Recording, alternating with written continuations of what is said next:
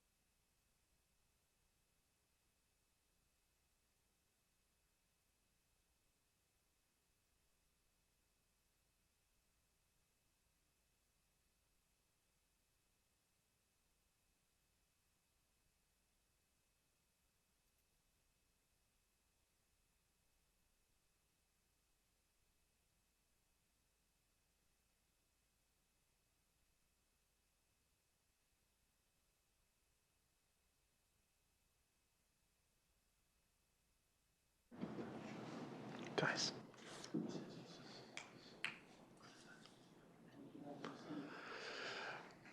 Good evening and welcome to this regular meeting of the Council of the Municipality of North Perth.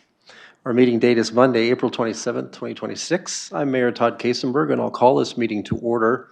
I ask the clerk to note our starting time for the minutes is 7 p.m.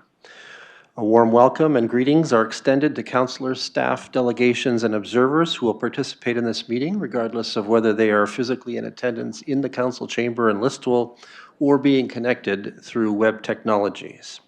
Before we proceed, we have a request from Councillor Richardson tonight, who appears to have come down with something, and he's asking if he might participate remotely. With Council's consent, we will now consider a resolution to permit that involvement as follows: that the Council of the Municipality of North Perth permits Councillor Richardson's remote participation at the April 27th, 2026 Council meeting. Can I call for a mover? Moved by Deputy Mayor Kellum, seconded by Councillor Duncan. We have a resolution prepared in e-scribe, I assume. Let's have that vote.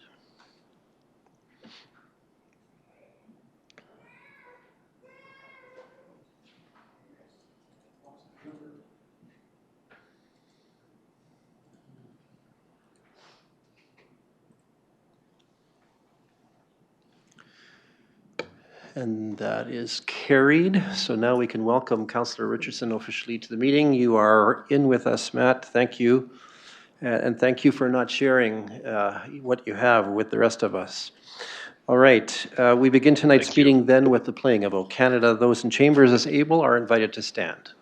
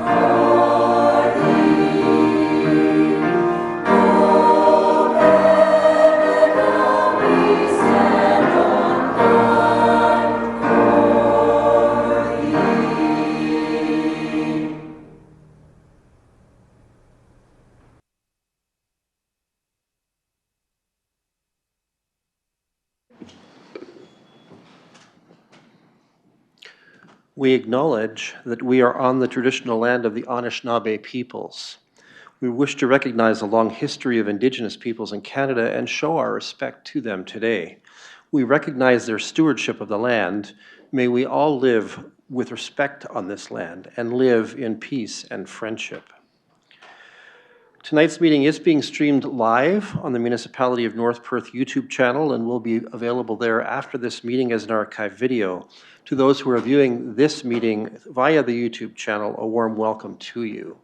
To those present in the gallery today, by attending a public meeting of the Council, you are consenting to your image, voice, and comments being recorded. Anyone who is invited to speak will be recorded, and their voice, image, and comments will form part of the live stream. The chair and/or the clerk have the discretion and authority at any time to direct the termination or interruption of live streaming. Such direction will only be given in exceptional circumstances when deemed relevant. Circumstances may include instances where the content of debate is considered misleading, defamatory, or potentially inappropriate to be published. Attendees are advised that they may be subject to legal action if their actions result in inappropriate and/or unacceptable behavior and/or comments. At this time, I invite your decorum over the course of the coming meeting. You can see that all of us but Councillor Richardson are in our chairs, and Councillor Richardson is in his chair, sparing us his infection. Let us move to item 5 of our agenda pertaining to pecuniary interest. Members of Council have full lives with engagement in the community. Sometimes they may find themselves with a potential financial or pecuniary interest in an item at the Council table. Provincial legislation mandates councillors to declare this interest and, in so doing, avoid direct involvement in the consideration or voting on the item. I invite all councillors with a perceived pecuniary interest to verbally advise the chair in public session. Documentation is to be submitted, if not already done, pursuant to council procedures. Councillors may declare now or at any point in the meeting should such interest be recognized. Colleagues, any of you wishing to avail yourselves of the opportunity to make a declaration at this time? I'm not seeing it. As chair of this meeting, I will manage the flow of proceedings tonight and largely in accord with our agenda and rules of procedure. Some may be participating remotely by web conference. Should they wish to speak, they may draw the attention of the clerk to this using the conference technology's text chat function. If technical difficulties arise for remote participants, I will advise and we will attempt help. Let us now focus on the people's business. Part of that focus is achieved when those in the chamber silence and put away their mobile phones. Regarding item 6 of our agenda, I have a resolution for our consideration to approve the agenda as follows. The agenda for tonight's meeting be approved. Can I call for a mover? Councillor Anstedt will be our mover, Councillor Andreessen our seconder. Thank you. Any discussion or debate? Seeing none, let's have that vote.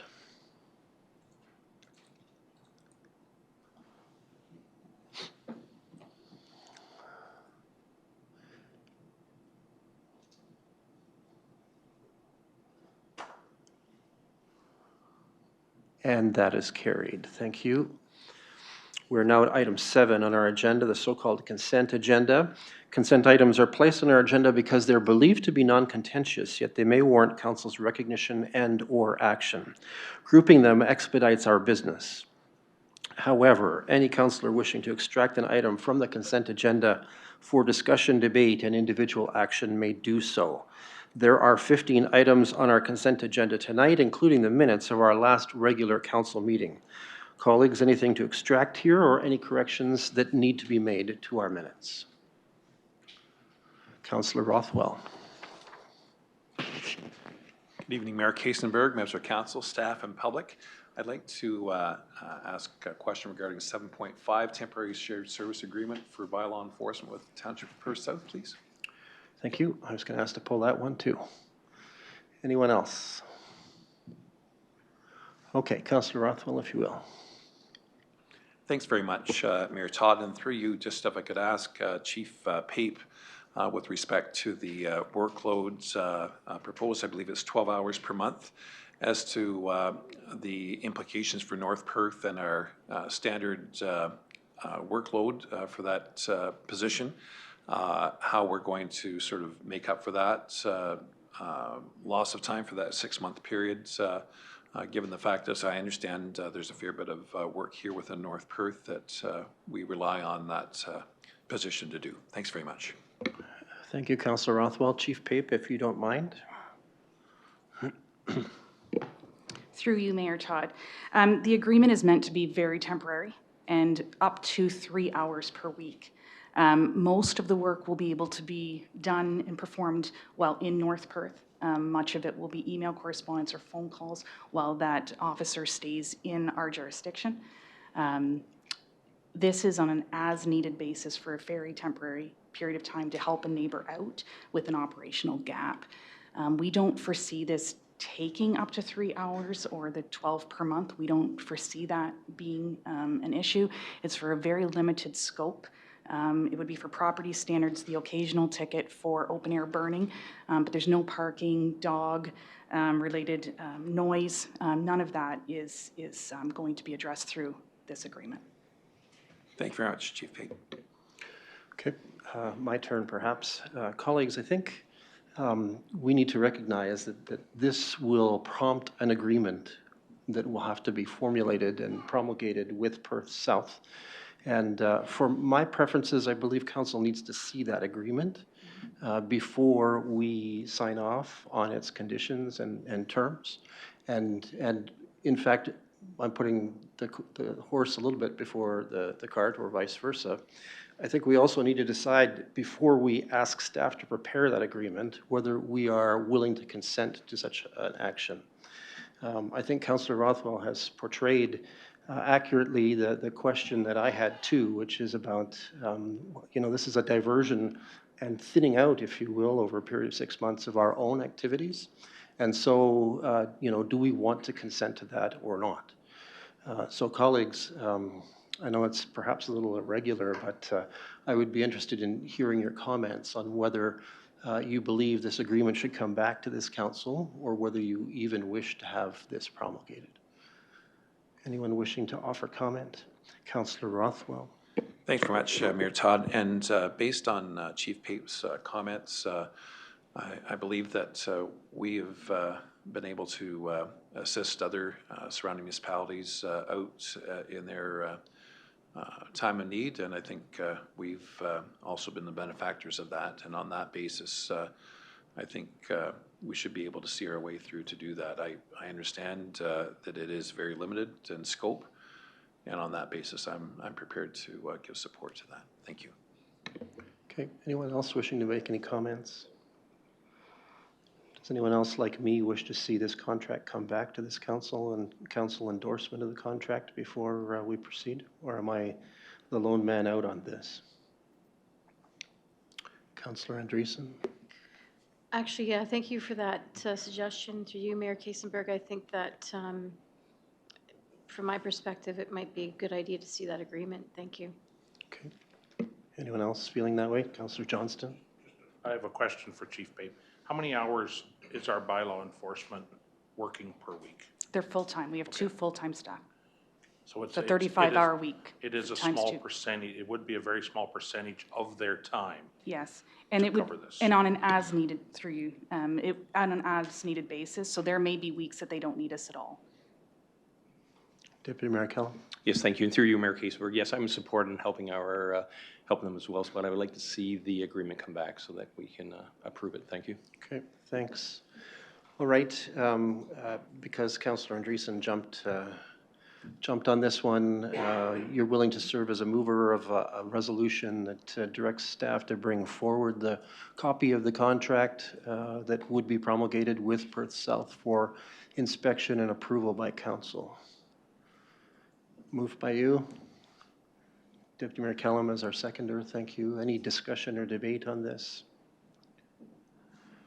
All right, let's see if the clerk is with us. You got something you can put on the screen for us? All right, then let's have that vote.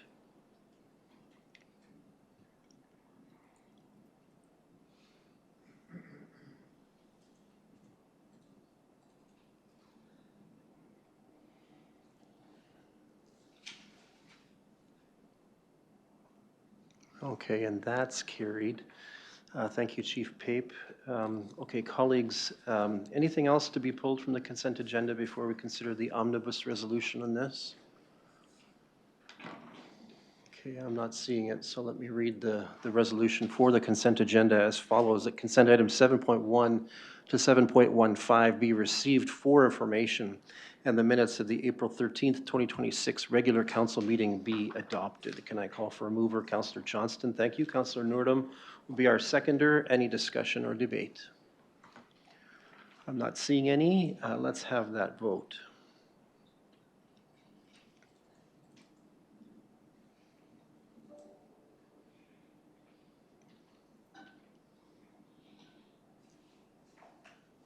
And that is carried. Thank you.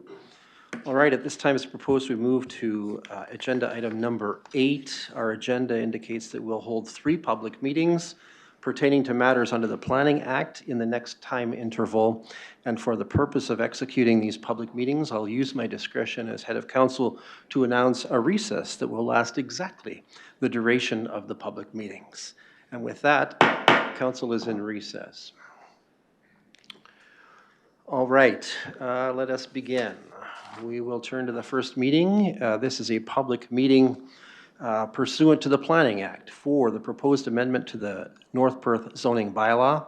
This is a statutory public meeting to deal with an application for zoning bylaw amendment number ZN3-2025 and draft plan of subdivision NP 25-01 by 10005357777 Ontario Inc. for property legally described as Part Lot 16 and Part Lot 17, Concession 8, Elma Ward in the municipality of North Perth. Correspondence, reports, and comments received regarding this application will be considered by council. Those in attendance wishing to make comment concerning this application will be given the opportunity to do so. In accordance with the Planning Act, specified persons or public bodies wishing to appeal council's decision in this matter must make a verbal submission during this public meeting or have made a written submission to the council. Those wishing to receive notice of the decision regarding this application must notify the clerk via email, telephone, or by utilizing the public meeting sign-in sheet, which is located on the desk at the back of the council chambers. There's an old typewriter there, folks, giving their mailing address and telephone number. At this time, I'm going to call for a summary of this application. This will be offered by Nathan Garland, a planner for the County of Perth, who commonly works on North Perth files. Mr. Garland, welcome back. Thank you, Mayor Kaysenberg, members of North Perth Council. I have a presentation on plan of subdivision NP01 and the corresponding ZBA or zoning bylaw amendment 3-2025. The subject property is highlighted on your screen, outlined in blue with the red star in the middle, and it is on the east side of Atwood. Just a general area for the subject property. So the subject property is outlined in yellow also on that mapping. It is on the east side of Atwood, shown there. There is the Atwood Station subdivision to the north, Atwood Downtown just located to the west, the existing Woodview subdivision where the Parkview Crescent to the south, and then the proposed access way in red, and also, as noted, the trail that bisects the property also to the north. So that's the listable Atwood Rail Trail. An outline of the proposed application and corresponding zoning bylaw amendments. So the application is for 88 units. They exist partially as part of singles and semis. There is some townhouse or row house development, as well as a stormwater management pond and also a natural environment area as part of it. For council's consideration, we present this at every council meeting with respect to the plan of subdivision, so just outlines where we are. Currently, or formally, the official plan has been passed as part of this, so this did move the property into the settlement area. That's a requirement as part of the plan of subdivision. We're now at the plan of subdivision stage and the zoning bylaw stage that comes to North Perth Council. It does also have to go to County Council for consideration and then back to North Perth Council for final consideration and passing of the zoning bylaw. Supporting studies and information has been provided. So the applicant has provided an environmental impact study and memorandum, a traffic impact study, archaeological study, planning justification report, the municipal comprehensive review that was completed by the county showing that there are additional lands required to be included within the List 1 Atwood area. A floodplain assessment was completed as well as a minimum distance minimum distance evaluation was also completed as part of the application. However, that's not required any additional because it is now part of the settlement area. As part of the conditions that we put forward as staff, there are 22 conditions listed in the report for consideration. So these conditions have to be fulfilled prior to the registration or finalization of the subdivision. So there are 22 conditions listed. I've just highlighted a few of the main ones. So one being a drainage act. 2, the subdivision agreement. That's a fairly major part of the works. They require the servicing plan outline. Maitland Valley, Canada Post, the utilities, as well as Enbridge have also provided it. There is a parkland dedication agreement requirement. Fencing and lot demarcation, so that will be required adjacent to the property and the natural environment blocks. Available servicing is a standard condition, as well as the specific requirement for a secondary access on this property also. Comments have been provided by B.M. Ross with respect to final stormwater management report, subdivision agreement, and detailed design comments. So those are all required to be addressed as the applicant proceeds with the application. Enbridge, Bell Canada, and the utilities have all requested easements. MVCA has requested a specific condition that a permit be applied for and retained, as well as the floodplain elevations be addressed to ensure that no development is located in the floodplain. And the MTO has provided comments that they have no concerns with the application. Just the image looking towards the north on the property, so that's looking from the end wood view. And then also from the trail location looking towards the property also. So it is a fairly flat property currently in crop. There has been a number of comments and concerns expressed from the neighbors and surrounding communities. So comments and concerns expressed with regard to the trail and the road and the secondary access. The traffic has been highlighted as a concern as well. Adjacent agriculture, environment, hospitals and schools, as well as water and sewage.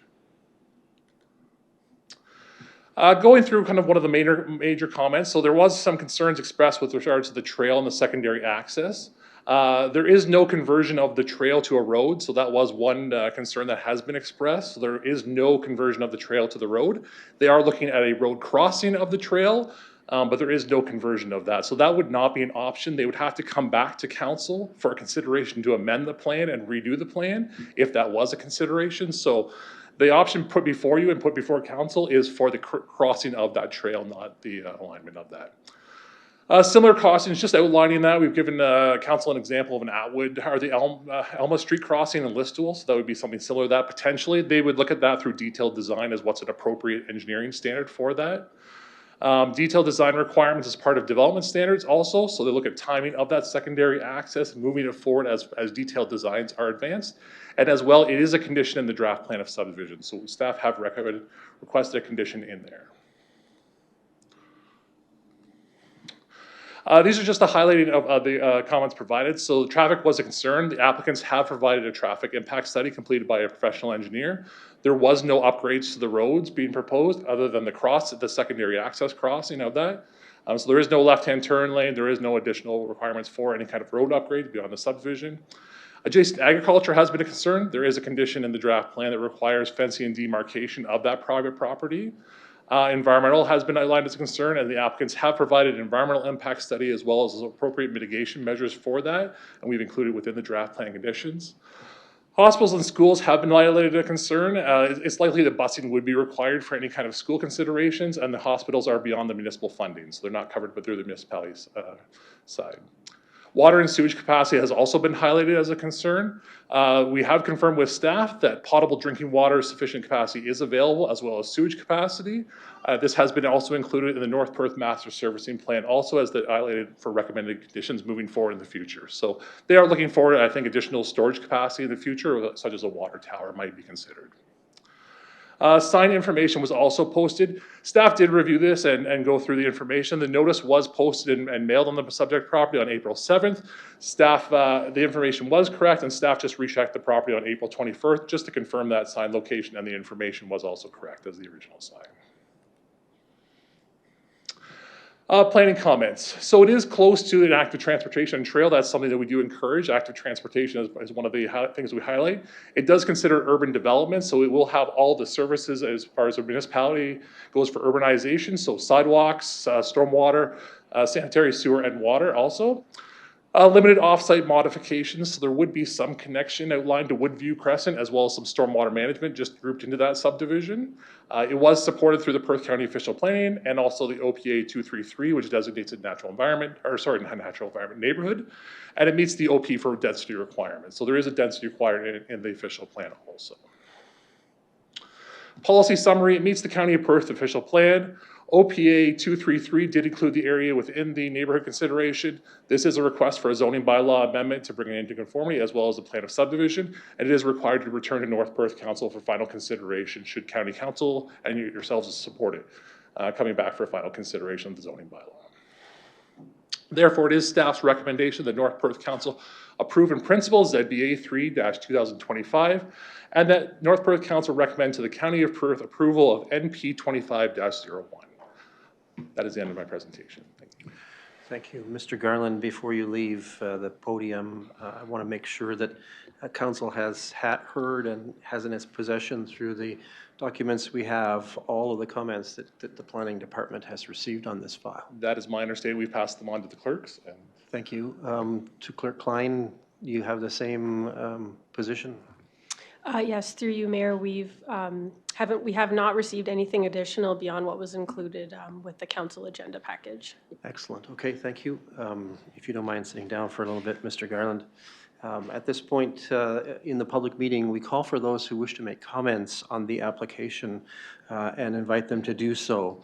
The process is that you introduce yourself and tell us where you live, where you reside in the community, and then you may speak which you wish to share. We try to keep those comments limited to about 10 minutes at most. So if you're getting a little windy, you might see me start to wave at you, and ultimately I have a button that can cut it all off too. So first, what we want to do is call for those who are in favor of this application and who wish to speak to it other than the applicant. So anyone wishing to speak in favor of the application at this time may do so. Anyone? All right. Next, we call for those who are opposed to the application, and they may have their opportunity to present to this council. Anyone wishing to do so at this time? Okay, so let's have you, we'll have you queue up. I see Joe coming up. Please introduce yourself, okay. Your address for the record. Yeah. Okay, my name is Joe O'Rourke. I live at 279 Woodview Drive, just down the street from this proposed development. I thought I'd come at it from the angle of telling you a little bit about our Woodview neighborhood. I've been there for quite a while. We moved in 1985. There's 45 homes in there. There's only 2 that have been there longer than us. So we've experienced Woodview subdivision for quite a few years. It's a very stable neighborhood because it hasn't changed a whole lot. And that's what we like about it. I've seen it develop over the years into one of North Perth's preferred neighborhoods. And the reason for that is low traffic, access to all the amenities, swimming pool, park, ice rink, ballparks, the old railway walking trail, all of this without crossing 23 highway. Our street has been so quiet and peaceful that our kids in this neighborhood learn to ride their bikes, play road hockey, baseball, basketball, most of these activities taking place on the street. Woodview has become almost an extension of the walking trails. We see people from all over town walking through our neighborhood because of its peaceful, quiet, safe ambience. I think I've actually seen Mayor Todd trotting through our neighborhood a few times too. Anyway, all of this with no sidewalks. Everybody uses the street as a walkway, which is just fine. We don't want sidewalks in our neighborhood. 279 Woodview Drive has been a wonderful place to live, raise a family, enjoy our neighbors. And logically, none of us want to see this change. This proposal will undoubtedly change many of the aspects that I've described about Woodview. Our issue is with the routing of traffic, not the development itself. So my concern is the traffic from that new subdivision coming back through our Woodview subdivision and changing it forever. But when I saw what was presented here today, the only exit out of there was across the walking trail into the other Atwood Station subdivision. I didn't hear any mention of funneling back through our Woodview subdivision. So did I miss something there or what? Anyway, that's what I have to say. Thank you very much. Thank you, Mr. O'Rourke.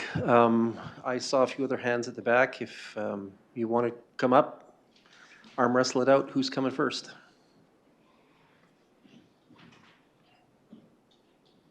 Again, if you'd introduce yourself and tell us your address for the record. All right. Good evening. My name, oh, hang on. Not as tall as Joe, I guess. My name is Courtney Keys, and I live at 266 Woodview Drive. My husband and I moved to Atwood in December of 2020. We lived in Kitchener-Waterloo previously for over a decade, but we chose to sell our townhouse and leave the city, the hustle and bustle of Kitchener-Waterloo during the pandemic, when we found this quiet, rural village. And the way I describe it to my friends who still live in the hustle and bustle of the city of KW is that, you watch those Hallmark movies and you talk about the townspeople and everything, like that's what Atwood is. Everybody talks to you. It's not even that you wave when you pass by people. You stop and have full-on conversations. So if you think you're gonna go for a quick jaunt around the corner, around Woodview Drive, just for 10 minutes before you put your little one down to sleep, it might turn into a 20, 30-minute walk. As Joe pointed out, we don't have any sidewalks in our community, and oftentimes you don't even see any fences. It's just a very open, wonderful community. And I also do not disapprove of development. I think I'm like a little like, oh, you want us 88 homes, like sardines in a can, and you're going from 45 homes to nearly tripling it with, it's like, leave those homes in the city, right? We move from the city to come to these small rural villages and seek a different lifestyle. Where am I? I'm getting off track. Okay, here we go. So my concern is also the routing of traffic through Elma Center Street. On baseball nights and during park events, the road is already lined with parked vehicles, adding traffic of 88 new households to this specific area.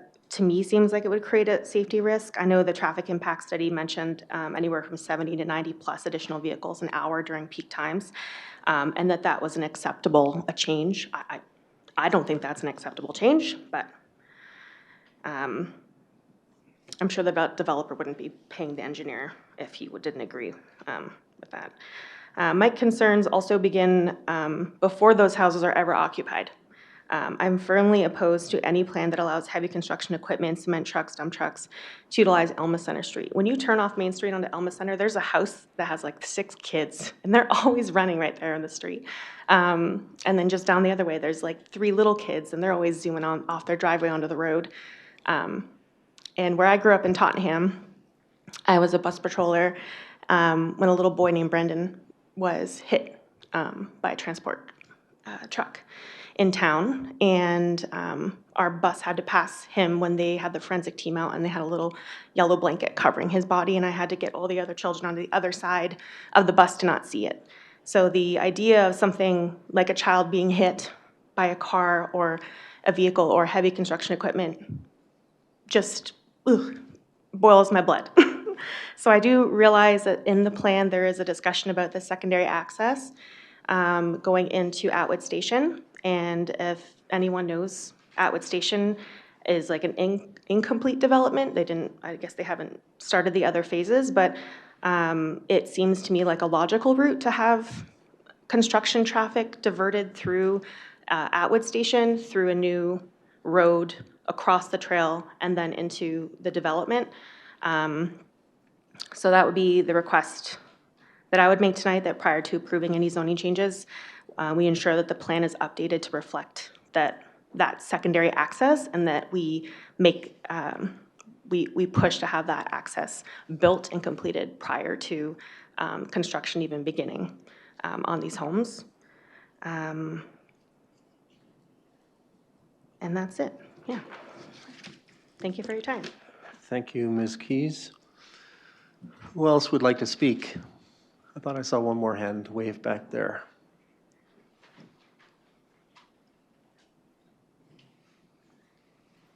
I'm not seeing anyone else. They say you should wait for 6 seconds before you cut it off. So anyone wanting to speak, here's your 6-second countdown. Okay, thank you. This is the opportunity for the applicant or the applicant's agent to represent itself in this public meeting. Is anyone in attendance who wishes to take advantage of that? Mr. Patterson from Patterson Planning Consultants is here with us, it would appear. Mr. Patterson, welcome. Good evening, Council. Scott Patterson from Patterson Planning Consultants here on behalf of the developer and property owner. Do you have a presentation for me?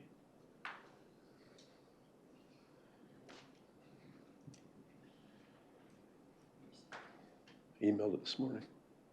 Okay. Regardless, I can go through this quickly. I do have a presentation. Apologies it didn't make it through. But I just wanted to give you a little background about essentially how we got here. So as you're well aware, and as Nathan noted, there was an official plan amendment that was done for these lands. Council may recall that a portion of the land was inside the settlement boundary and a portion was outside. The owner initiated that official plan amendment to bring all of the lands inside the Atwood settlement boundary. At the time, we were trying to get ahead of the county official plan, and we were hoping to move along the draft plan approval process. Unfortunately, the draft plan approval process has taken longer than we thought. But that official plan amendment was done in January of 2025, so all of the lands were brought inside the settlement boundary. The county official plan also recognized that these lands should be brought inside the settlement boundary, and that was approved in September of 2025. So those two brought the lands in and were made available for development. A public meeting regarding this draft plan and zoning bylaw amendment was held in June of 2025.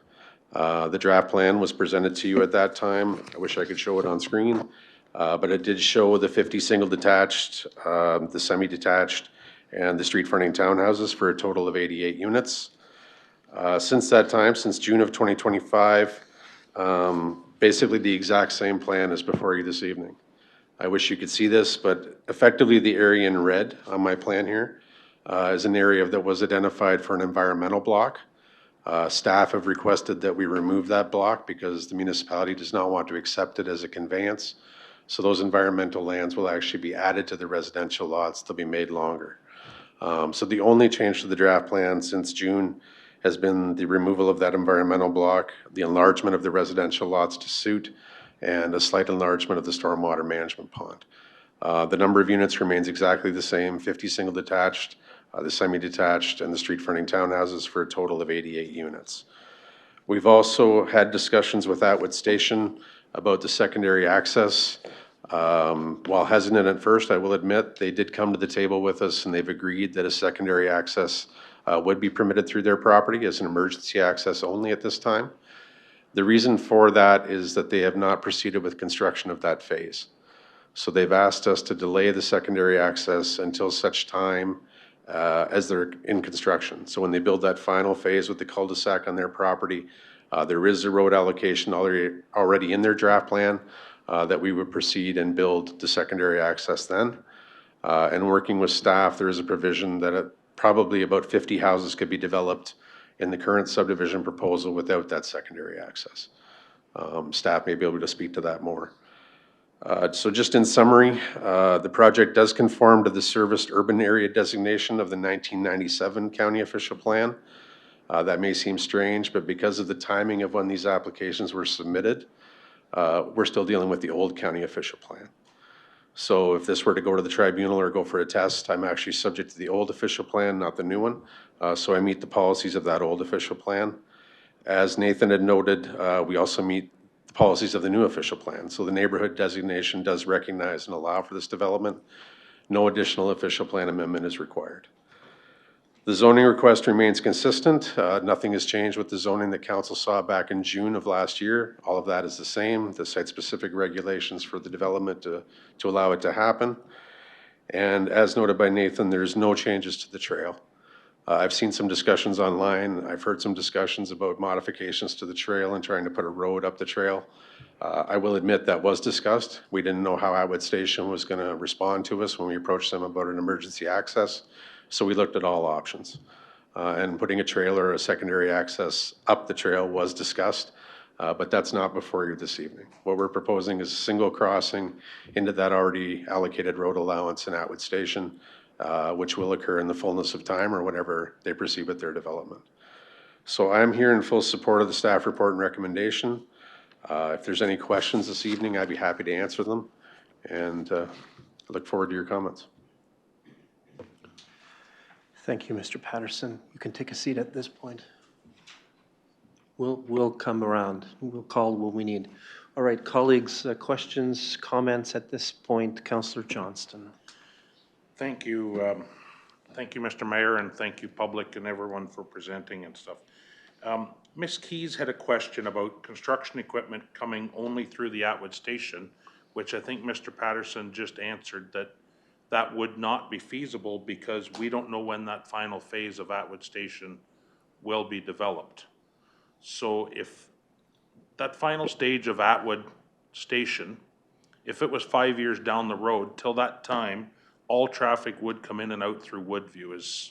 I'm not sure who can answer that, but is that what I would understand, that all traffic would have to use, the only access would be Woodview Drive until the Atwood Station subdivision is further developed? Mr. Garland, yep, it's you.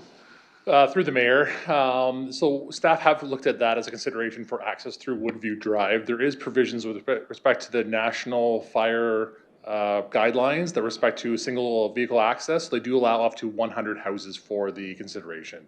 So staff are looking at that as a consideration. I think the push is for that secondary access, but there are guidelines out there that do support a single access up to 100 units. With respect to the construction access, I think that's always something that staff do have a challenge with respect to any kind of development that's happening, even in repairs and replacement of existing infrastructure. I think they would push for the consideration for access through Atwood Station, but there are provisions out there for addressing construction access and vehicular access through existing roads as a consideration. Okay, anyone else? Councillor Andreessen. Thank you. Through you, Mayor Kasenberg. I guess more of a comment. I'm just wondering, I understand that Atwood Station isn't ready to be completed in that access road. I understand, it seems to be a ways off. Is there anything that prevents us from proceeding with that road, even though I understand it's not, that part of the subdivision is not ready or anything, but is there things that prevent that, just to help me understand? Thank you. I think that's a question for CAO Snell, actually. Yeah. Through the mayor, I'll try, but then I may just redirect to CEO Snell. As I understand, the Atwood Station is still waiting MTO approval for the left-hand turn lane, so that would create some challenges for that push to head north, because that would redirect all the traffic towards the north, so that might create some operational challenges as opposed to ensuring there's access to the south. In speaking, as Mr. Patterson has also referenced, there is some staging concerns I think that they've referenced, because they're not quite up to building that construction yet, but I might ask CEO Snell if he has anything further to add to that. Ownership, I think. Ownership is an issue too, right? Yes, I was just going to say that. So right now, Atwood Station is not an assumed subdivision. It will be a little while before it is, so it's still in the ownership of the developer. The developer has many responsibilities through the subdivision agreement, as this developer would. So that would have to be an agreement between the two separate owners of each development to come to that agreement, until such time as that the subdivision was assumed by the municipality, which will be sometime down the road just because of the obligations in the subdivision agreement. Okay. All right. Anyone else? Councillor Duncan. Thank you. Through you, Mayor. I'm not against this development. But on the other hand, until these two developers can come to an agreement to get the road built, I'm not in favor of proceeding with the development. I think council has a responsibility to look out for the citizens that live here first, as opposed to the developer and the citizens that might live here in the future. And at this point, running all that traffic through Woodview, in my opinion, is not a good idea, whether it's construction traffic or all the vehicular traffic that's going to go in and out of there. So, in my opinion, until the secondary access is built, I think that, you know, there just needs to be a hold on this development.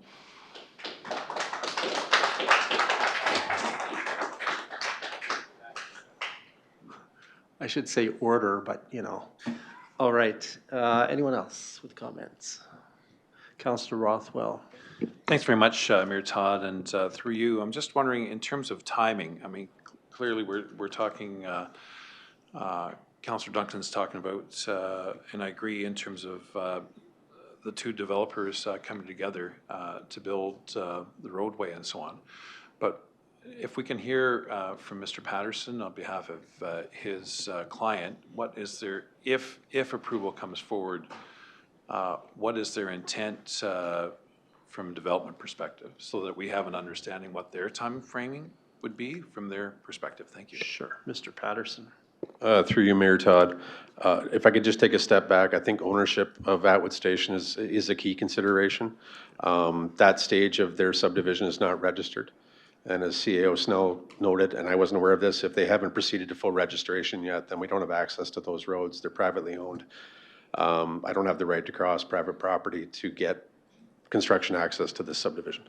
So, and sorry, moving on to the latest question, with regard to timing, it's market driven. I will admit that to a certain extent. But from what I have been told in the market, the conditions are changing. There is market improvements that people are starting to look again. I suspect most of you have heard about the water-related issues in the region of Waterloo as well. From what I've been told, that is pushing some people this way. So there is some interest in both the Atwood Station and new developments that may happen. So it is market driven, but as far as I know, my client has given me instructions that if this were to move ahead, I am to clear conditions and move towards allowing construction to commence as soon as I can. Thanks. Anyone else? Councillor Blazek will be next. Thank you, through you, Mayor Kiesenberg, and thank you, Scott. Thank you for your presentation. Thank you, everyone, for being here tonight.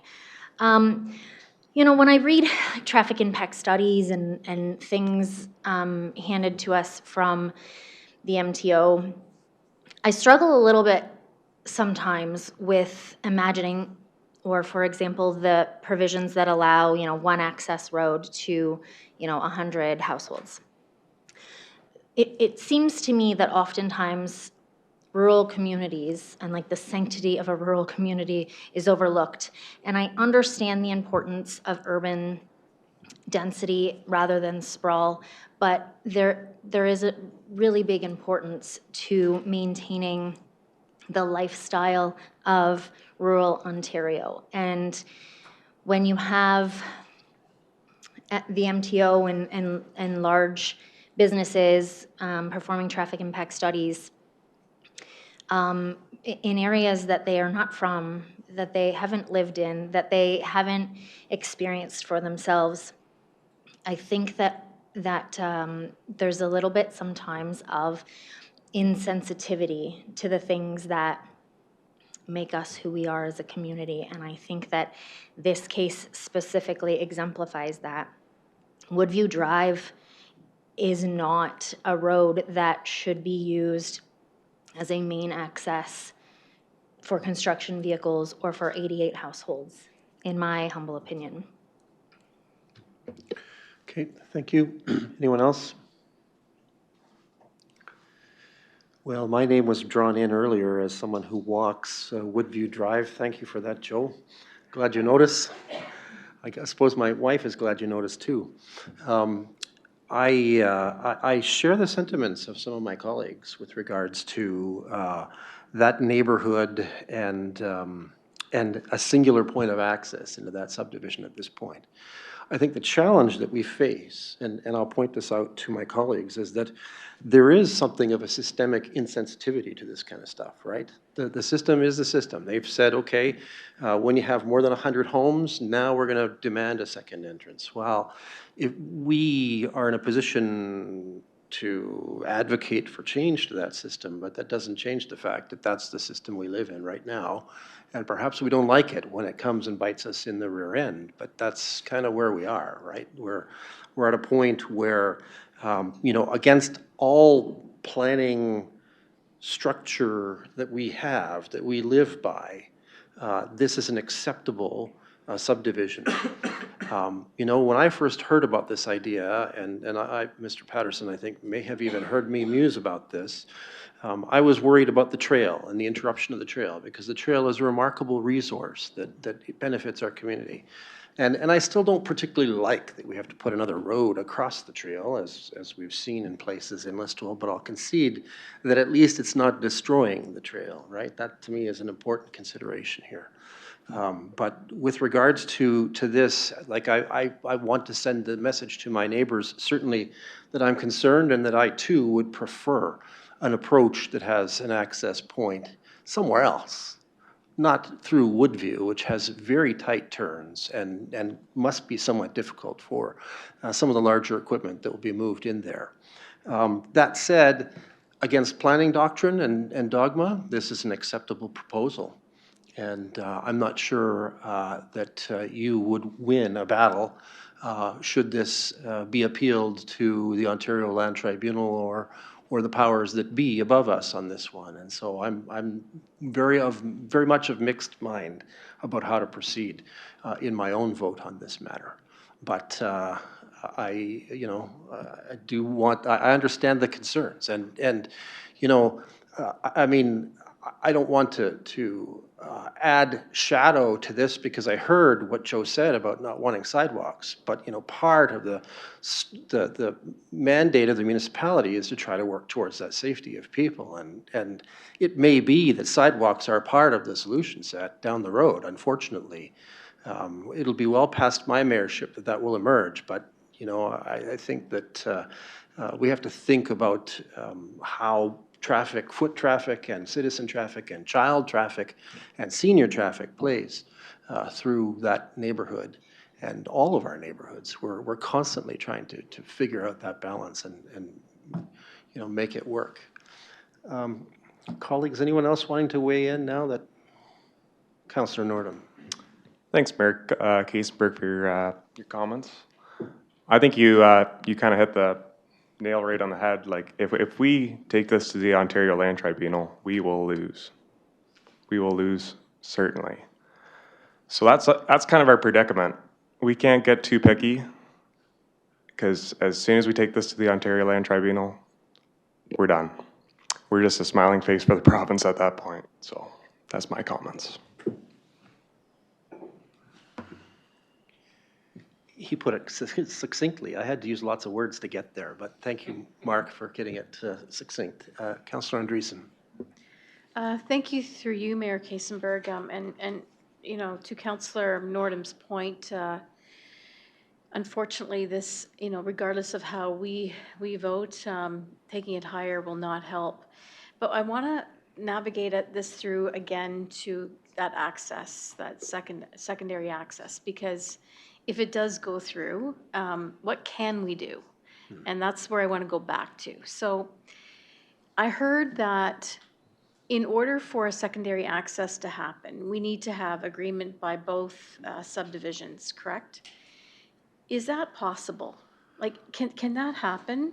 And why couldn't it? And can that be something that can be pursued at the very least? That's my question. Thanks.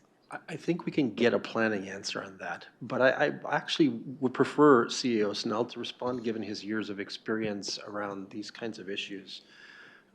Please, CEO Snell, if you'd offer some comment on this.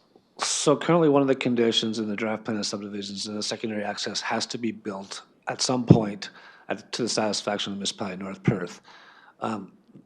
As Scott Patterson said tonight, they've already begun the negotiations process with Atwood Station. So we would need to see some formal agreement between the two developers before we would release that condition on the second access and the timing of the second access. If I might, but if the second access is still 5 years out and past the first 88 homes, which is the totality of those homes, do we have any say in that? Typically, we've done many developments in North Perth with single access up to a certain amount. It happened in places like Walton, other subdivisions I can't just recall off the top of my head, but it's not uncommon for us to do some development up to 50.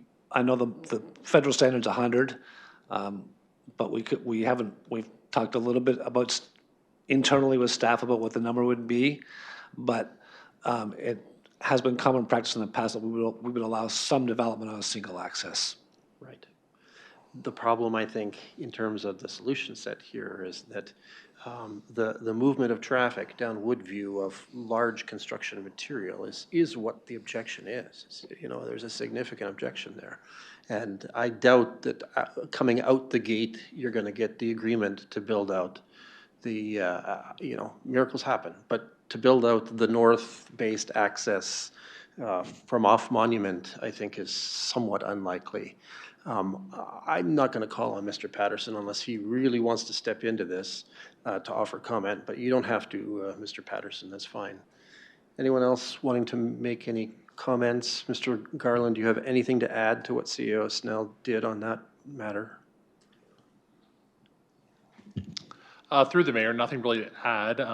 Engineering standards are difficult to challenge because they are engineering standards. They've been evaluated and conditioned, they've been tested. That's where the challenge becomes a little bit. So that's some reference points back, I think, is a bit of the challenge. Construction access is also a challenge for every development. It is a temporary inconvenience that comes up, absolutely. It is a challenge in a lot of the developments we face. I guess that would be my only additional comments. Thank you. Thanks. Councillor Rothwell.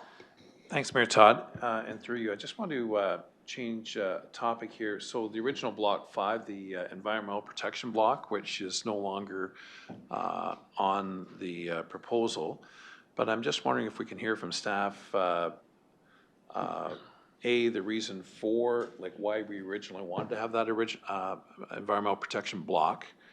And the understanding is that we're not going to have that. We're going to have them incorporated to each of these lots that are on that east side of Woodview Drive. But are we going to allow buildings and structures there, or what was the original intent of that environmental protection block? And are we actually going to be able to safeguard or protect whatever we were originally protecting? Thank you. Through the mayor, sorry, I apologize. I thought we'd just flip back to that overall sketch and plan. The original intent of the block is it's an undevelopable block. Typically, developers will look to allocate those blocks to municipalities, so that was part of the original request. The municipality did not see a function of that because there are drain setbacks associated with that, which prohibits development. We would also keep in place that natural environment zone that would prohibit any kind of development from occurring in there. So it still would not allow any kind of development. It also allows those applicants to naturalize the area, so they're not falling under the same property standards considerations, say from an R4 lot. So you could naturalize that, plant some trees, maybe not some trees, but I'll say more naturalized grass in case there was a drain cleanout required, because that is still directly adjacent to the Hannah drain through there. So if there was a drain cleanout, they would have some expectation to manage the spoil piles and remove that material through there. But once again, it would prohibit any kind of development from occurring back there. Thanks for that explanation. That's pretty. Thank you. Thank you. I see Councillor Richardson has his hand raised. Councillor Richardson, do you have a question or comment? Thank you, Mayor Kiesenberg.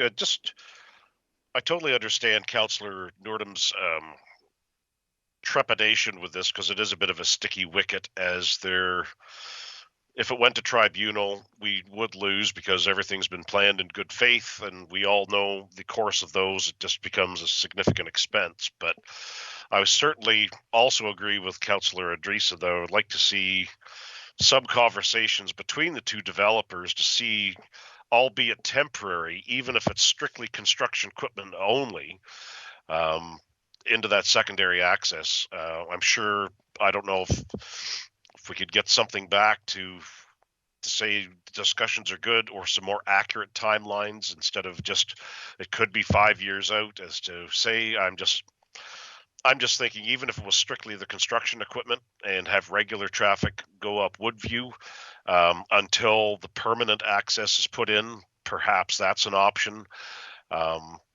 I can totally understand that with no sidewalks and construction equipment and stuff, but even if that secondary access could be done for just the construction equipment or something to try and assist with this, that would be great. But on the other hand, there's not a lot we can do because everything is planned in good faith, and there's governmental agreements and everything that's in place for subdivision development. So it's a tough place, but my 2 cents. Thanks. Thank you, Councillor Richardson. All right, last chance for any comments or questions from council before we read the statutory statement. Councillor Duncan. Just one other question for staff. Is there any municipal damage deposit going to be looked at for any damage that could be done to the Woodview subdivision roads if heavy construction traffic was to travel through there? Those roads, to the best of my knowledge, were never constructed for a whole bunch of heavy construction traffic to be traveling over them. CAO Snell. I could get a follow-up question from our infrastructure services director tomorrow, but my understanding is once a road's a public road allowance, any vehicular traffic can travel on those. So I know there wouldn't be any sense of it, but as long as a truck met all the weight restrictions and our weight loads went on, any truck could travel down those roads now because it's open public road allowance. We don't have weight restrictions on any of our roads in North Perth, unless it's for the seasonal restriction. But we don't differentiate between a back street in Listowel or a back street in Atwood. Go ahead. Just to follow up to that, I think that maybe that might be something we want to look into in the future. There's other municipalities that actually have municipal damage deposits for construction. I will have Director of Infrastructure look into that. Okay, thank you. I find myself wondering, and sort of further to Councillor Duncan's question, if weight restrictions could be put on the Woodview stub that comes off and heads north into the proposed area as a strategy. I don't know. Do you have any thoughts? No. Okay. My mind does Sorry, strange apologies things. through council. Go ahead. That might be consideration as part of the subdivision agreement if the director of infrastructure found it appropriate, as well as the engineering staff. So that would be a typical place you would find something like that within the subdivision agreement. Okay, thank you. All right, I'm not seeing any other hands waving at me. I think it's time for us to move forward here. The statutory statement to be read is as follows. Notice of the decision of council will be given in accordance with the provisions of the Planning Act. Council's decision is subject to appeal to the Ontario Land Tribunal in accordance with provisions of the Planning Act. And with that, this meeting is adjourned. All right, planning meeting number 2. Welcome to those who are attending the public meeting pursuant to the Planning Act for a proposed amendment to the North Perth zoning bylaw. This is a statutory public meeting to deal with an application for zoning bylaw amendment number ZN2-2026 by EFS Plastics Limited for property legally described as Part Lot 6, Plan 44M31 and Part 1 and 4, Reference Plan 44R4909, Listowel Ward in the municipality of North Perth. Correspondence, reports, and comments received regarding this application will be considered by council. Those in attendance wishing to make comment concerning this application will be given the opportunity to do so. In accordance with the Planning Act, specified persons or public bodies wishing to appeal council's decision in this matter must make verbal submission during this public meeting or have made a written submission to the council. Those wishing to receive notice of the decision regarding this application must notify the clerk via email, telephone, or by utilizing the public meeting sign-in sheet located at the back of the council chambers, giving their mailing address and telephone number. At this time, I'll call for a summary of this application, which is to be offered again by Nathan Garland, planner for the County of Perth. Mr. Garland, the floor is yours. Thank you, Mayor Hazenberg, members of North Perth Council. I'm here to present a rezoning amendment Z2 2026. The owners are Listowel 84 Limited, EFS Plastics. The location is noted on the screen. The location is highlighted on the south part of Listowel within the industrial lands. It is directly adjacent to the agricultural lands to the south along line 84.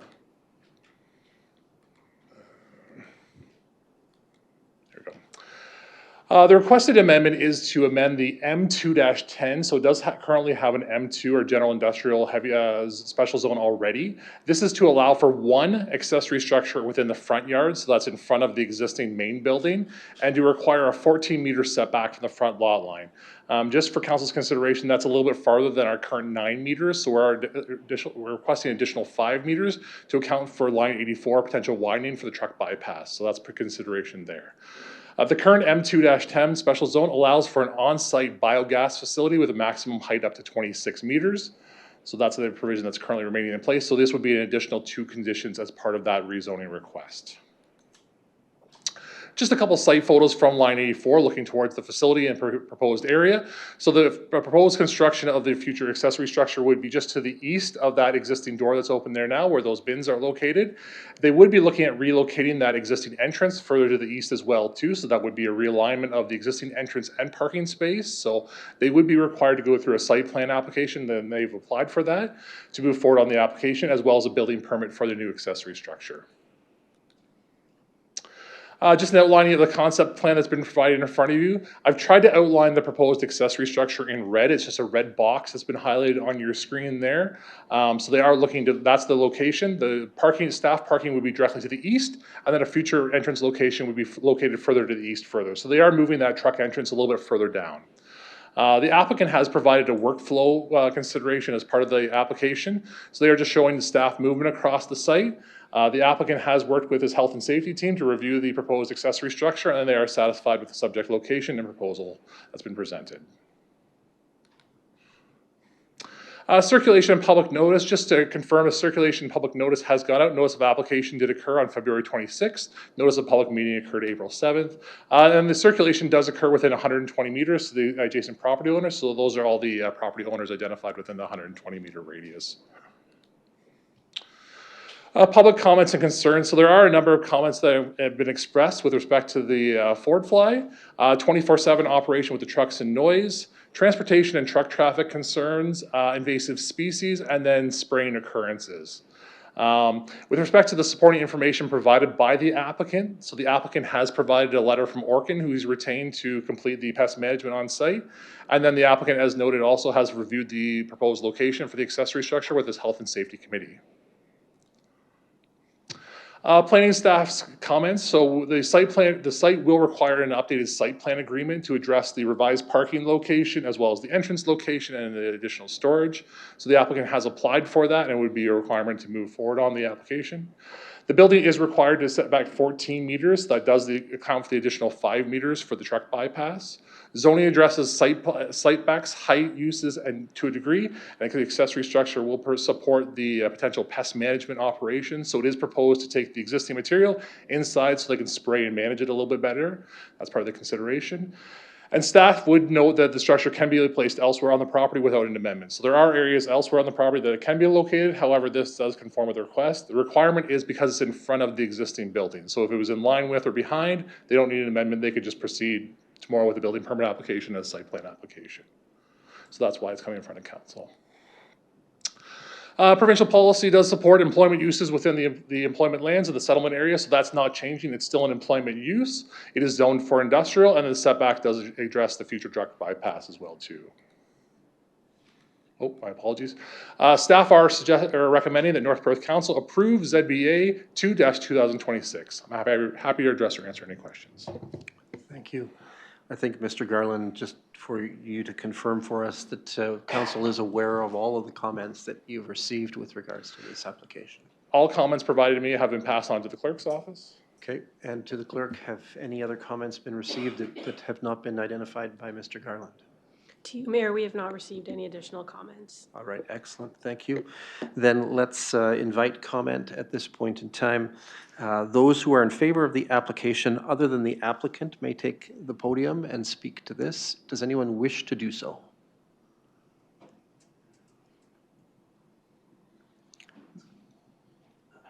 Please identify yourself. Thank you, Council. Mayor Todd. My name is Trevor Becker, 3048 Alice Street, Fordwich, Ontario. I've had the privilege of working at EFS Plastics for almost 14 years. Our biggest thing in this whole proposal is to be good neighbors, and we've worked with our bylaw officer and even our direct neighbors around our property to try and rectify the problem we've had in the last couple of years.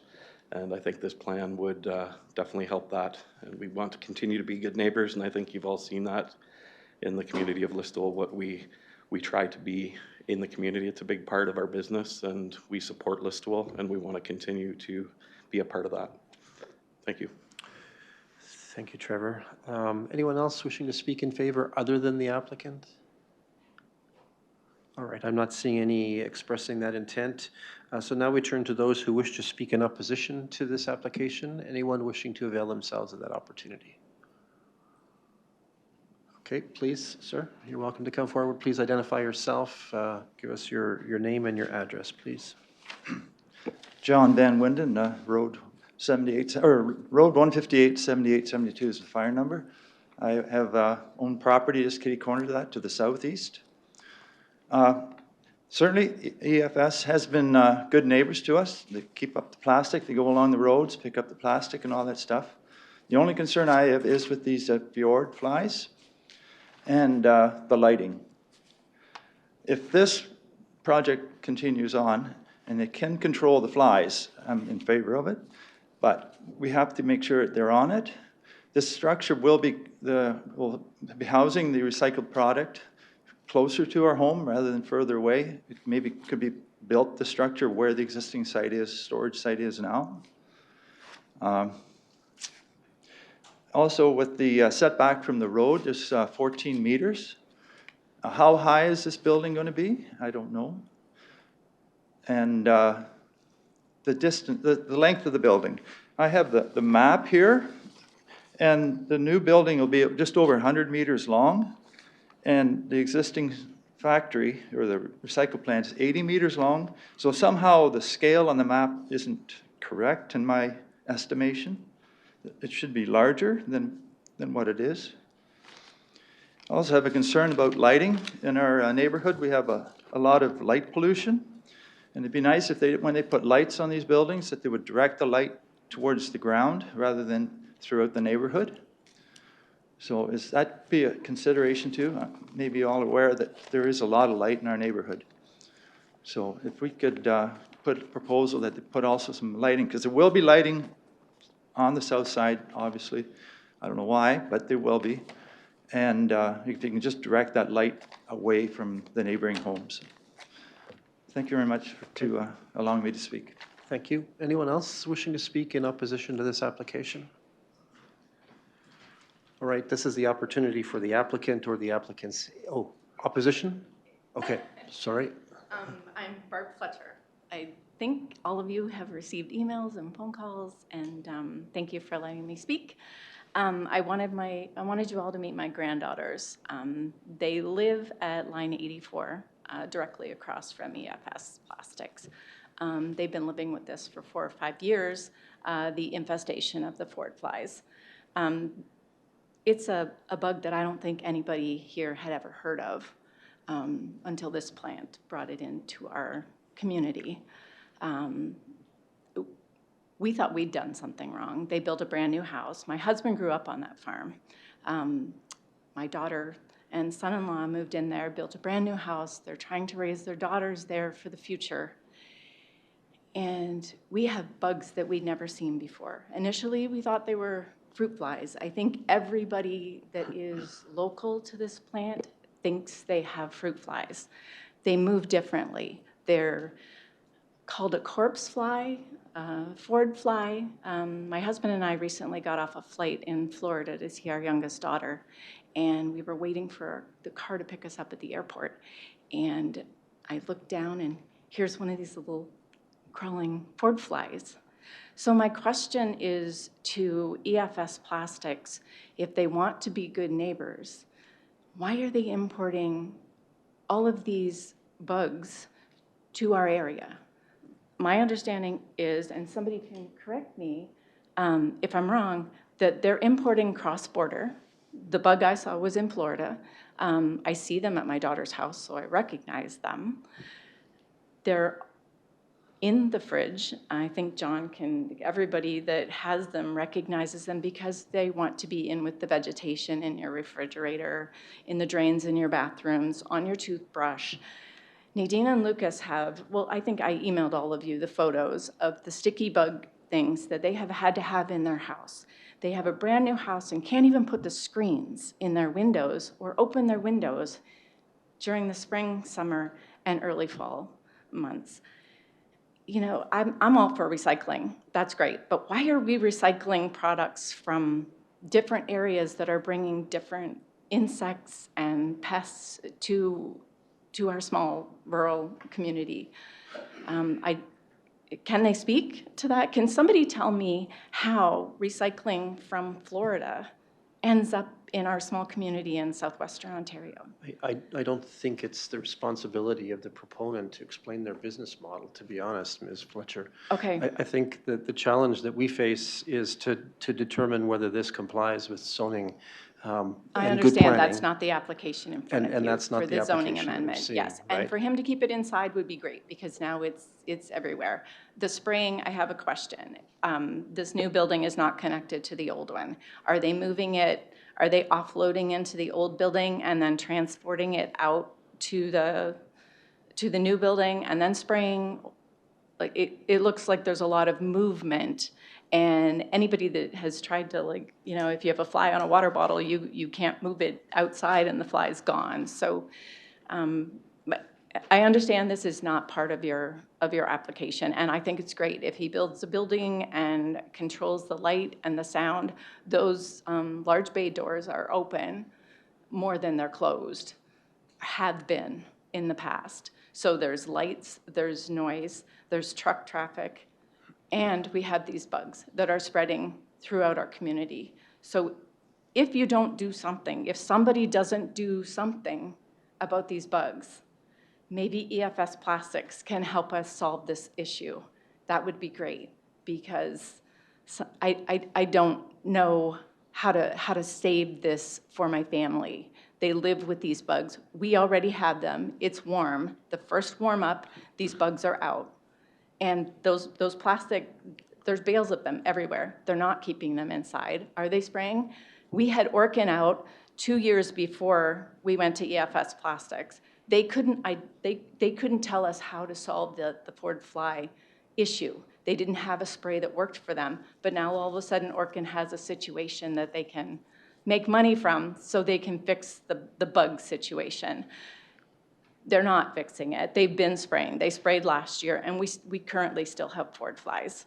So it's a broader situation than what you have in front of you right now, but we need to be giving bylaw the teeth, the ability to help us with this situation, because it's, yes, line 84 is currently affected, but everybody's going to be affected if we don't do something. I appreciate your concern. I understand the challenge. I'll tell you my own brief little story as a diversion in this meeting.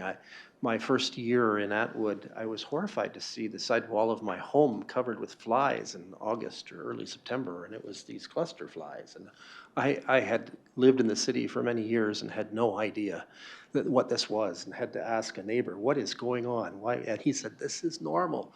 I appreciate this is not normal, that these flies are not native to our area, but sadly, these are some of the things that are experienced, I guess, maybe not those flies, but cluster flies in our area, and that's a challenge, right?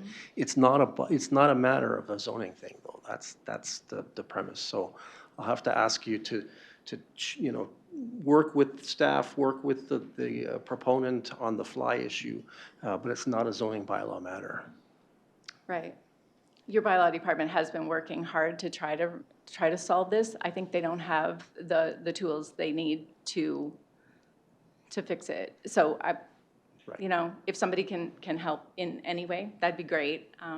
Because our family, John's family, Lee's, all of line 84 is dealing with this.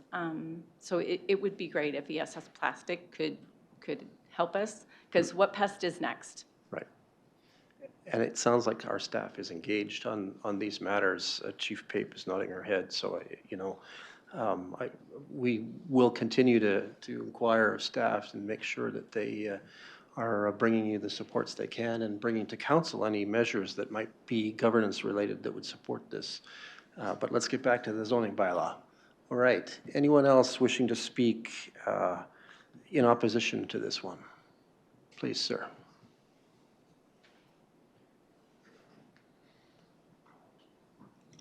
Is this on? Okay. Lucas Shepard. I live on line 84 across from EFS. I've spoken with Martin and his team, and they were very receptive. I guess the concern about the zoning would be they're building a new building. Does it lead to expansion? So my neighbors and I know people, I don't know a lot of people, I'm not from Listowel. I've lived here 5 years. May till October is the worst time. It is dreadful. We don't look forward to it. But Crott Street, there are people I've talked to who have fruit flies, but no one knows what they are. So with the shed being built where it is, if it works, great, but does it lead to expansion? Does it lead to more? So Mary, the bylaw officer, has been incredible. She's the first person who heard us after trying to reach out to public health, everyone for a couple of years. We had no idea what was going on. But if the building does its job and corrects the problem, great, but these flies travel up to 2 kilometers. So from where it is on the south end of town to Crott Street, up above, in the last 4 years, it's increased the number of them. So the first year it was a few. So for the bylaw part of it, just consider whether or not this is, you know, steps to expansion. I also spoke to Martin this summer. He said the bay doors on the west side would be closed, and they never were. So those doors are open 24 hours a day, vehicles beeping. So if I'm a bit of a night owl, so if I'm out in the garage, I just hear the constant beeping. If we're having a fire, it's constant beeping way past midnight. So I don't know if there's a noise bylaw, but those doors are open all the time. So we know that the flies like it better inside than outside. I did read in there that the flies, Orkin did talk about the flies being easier to control inside, but we have no way to control them.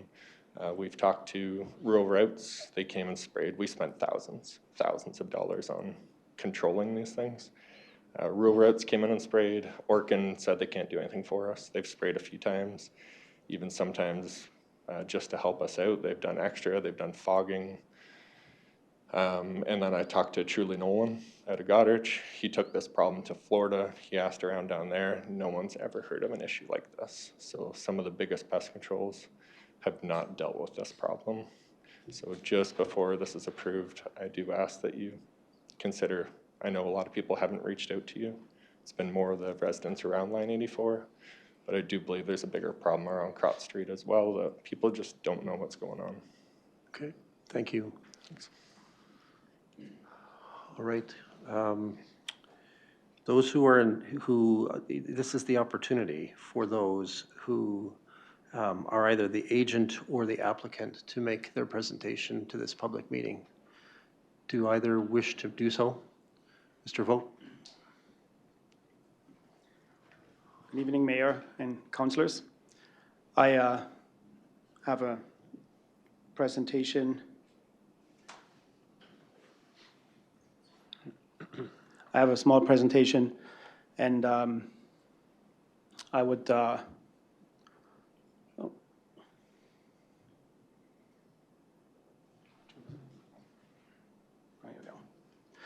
I just want to do a short introduction of who EFS is and what we do, and then talk about the small fly issue and some solutions. I think we may have to rely on the clerk to advance the slides for. No, I got it. Yeah. Okay. So EFS, we are a North American leader in post-consumer plastic recycling. We recycled over 1 billion pounds of plastic from the Blue Box system, mostly from Ontario and Quebec. We also the award winner, the Sustainability Award in 2026 in Canada, and a big proposer and put Listowel really on the map. You see on the map in the background our customers who we're dealing with.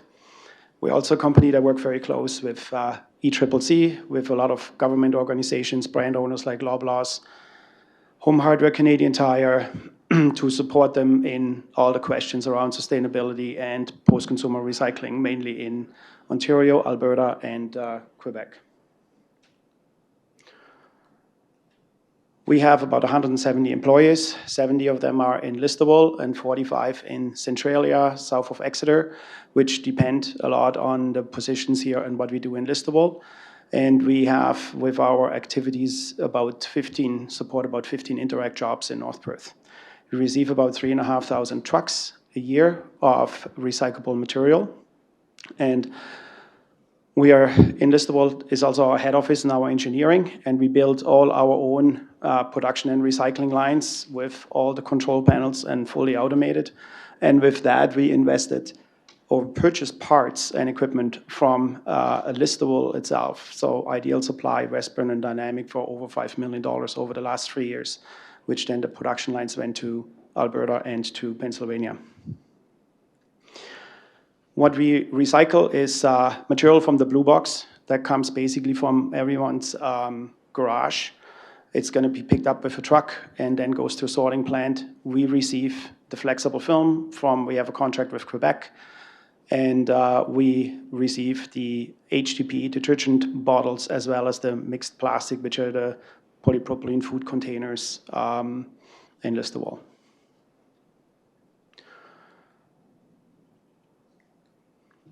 We basically take the plastic from your garage, convert it into a very clean resin, and then in our facility in Exeter, we put this back into finished products, which you can find on the store shelves in Canadian Tire or Home Hardware. So we're fully vertically integrated.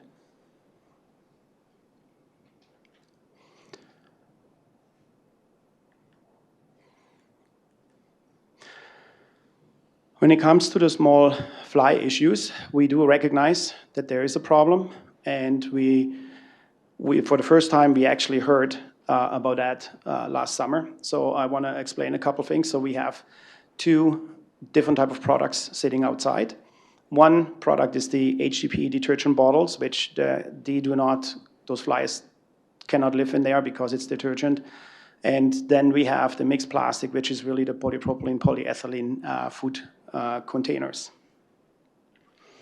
And from talking to specialists, and we had Orkin and we had all others out there, they're thinking that the small fly issue could come from this mixed plastic feedstock sitting outside. But before I go further, I also want to address a little bit the situation. So we all know that in Ontario and Quebec and in many provinces in Canada, we transitioned from the old Blue Box system to an extended producer responsibility. Extended producer responsibility means there is not 60 or 80 municipalities we're dealing directly with and bidding on the material on a monthly basis. It means we have 2 pros in Ontario and 1 pro in Quebec where we buy the material from. So in the past, it was a monthly bidding process, and you could lose that or you could win it, you just don't know. we have our operation to feed. So in order to compensate for the risk, we had always a very large outside storage. And in the summer of 2025, we had actually 130 truckloads of material sitting outside, simply to compensate for the volatility in the market, what we had.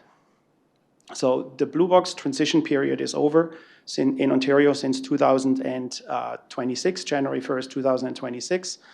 And in Quebec, it was over in 2025. We have now supply agreements for our mixed plastic from Ontario, and we have supply agreements with Quebec.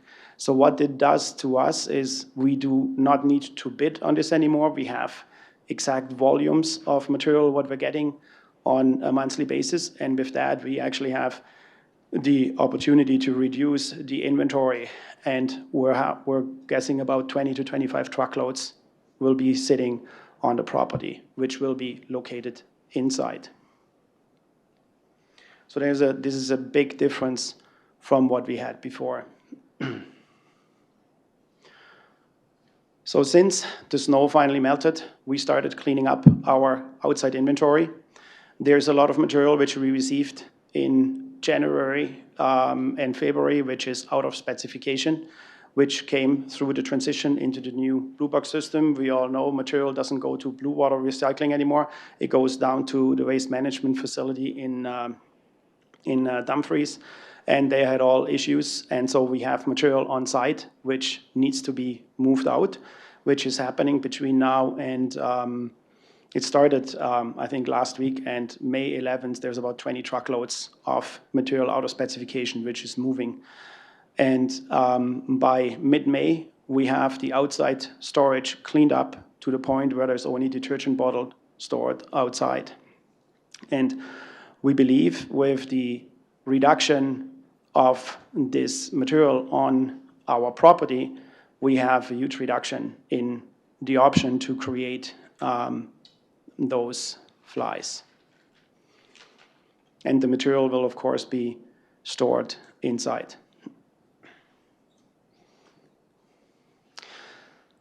The other step, and that's why we're here about the building, is we propose a building to then further, it is difficult for us to fumigate the material inside if there's a further option, that we have this building adjacent on the east side of our operation, and so that we can close the doors and simply fumigate that.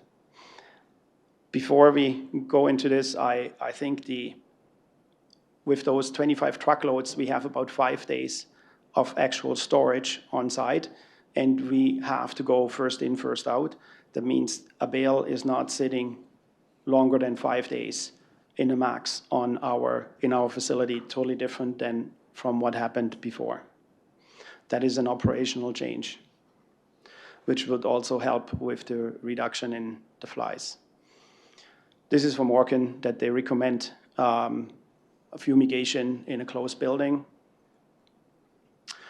This is the site plan, where we see on the northwest the existing storage, which will be then the storage for the detergent bottles. And in the south, I believe I have a pointer. Yeah, don't see it. Will be the building, what we're proposing. We will be moving the truck entrance further to the east.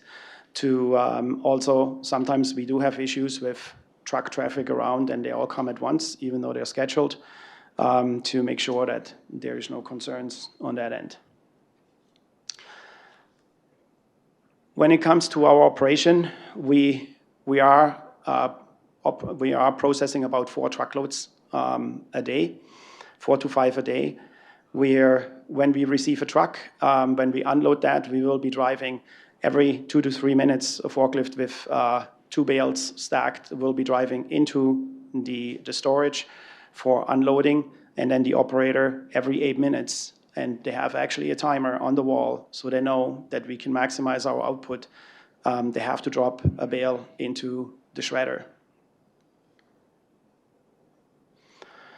And because of this heavy traffic, what we have on site, I created this map we see in those long red arrows, the truck traffic going around the building in a one-way street. We have to do a one-way street, otherwise we have a chaos. And then on the west side, we have the unloading docks, and they will drive this material straight to the west side, and then straight in this new storage building. There is some storage inside, but that is very minimal. And then the operator, which the shredder where the material goes in, is on the east side. This green square on the building, and so he has to go into the storage and pick that up.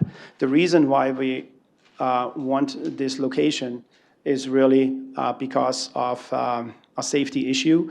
If this building would be on the other side of the driveway, the operator would have to cross that driveway with those trucks all the time. And so the closest possible option is really out the door and straight down to into the storage building. And I think that concludes my presentation. I want to address one question, the concerns about increasing volume and increasing production. With the EPR system in place, there's contracts in place for volumes. There is simply not enough volume for us to increase production. We actually had to lay off 13 people in 3 weeks ago and had to shut down one production line from a 24/7 to a 24/5 operation. So one line is still running, but the other one is down over the weekend because we do not receive enough material through the new Blue Box system. So that is hopefully a temporary thing. We hope to get back up to 24/7 simply for the business case, but there is no way that there's any more increase coming to Listowel. It just can't happen because there is just not enough material available to produce. So the concern that the operation is growing and growing, it is not happening in this way. What will happen is that we will have more and more material staying within Ontario in our Exeter facility, and will grow our local business in production for actual parts that go on the store shelves. So, thank you. Thanks. All right, we turn now to the opportunity for council to ask any questions or make first comments if they wish to. Anyone wishing to avail themselves of that opportunity? Councillor Duncan. Thank you, through you, Mayor. I have two questions. One, can we get a copy of Martin's presentation there through the clerk? Thank you. And the second one is to Martin. All of your material currently comes from Ontario and Quebec, nowhere else? We are bringing now 90% of material in from Quebec and from Ontario.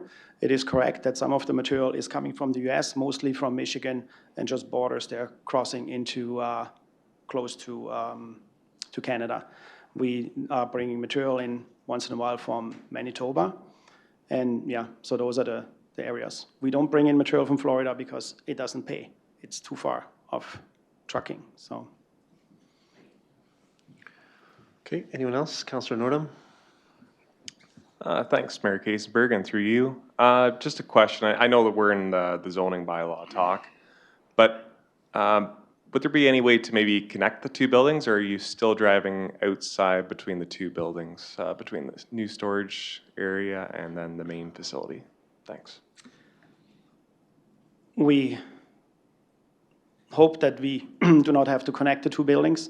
There's a 2-meter space. We do have to drive outside, but that is it's simply a cost factor. As soon as they're connected, we need to have the full sprinkler system. Then we need to upgrade our full sprinklers. We need to have sprinkler pump and the whole. So that's a financial burden which the business is simply not able to do.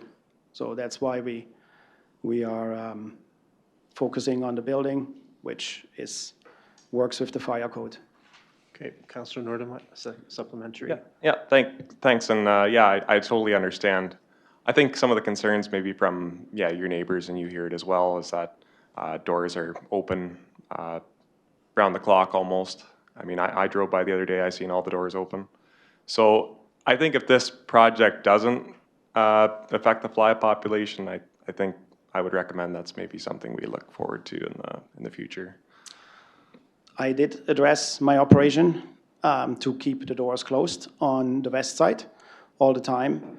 They should only be open when they're unloading a truck, and otherwise the door should be closed. And we will make sure that that will be. On the east side, I did not address them on the east side. If there is a concern with light, what I also heard, like we're not, I understand from the lights we have on the building, they all have to go straight down. They should not go outside. It's the first time I hear that. We will make sure that that's not the case. I believe that building will actually block a lot of the truck noise from the east side where the heavy truck and the forklift operations are. Okay, thank you. Councillor Rothwell. Thanks very much, Mayor Todd, and thanks everyone for the comments.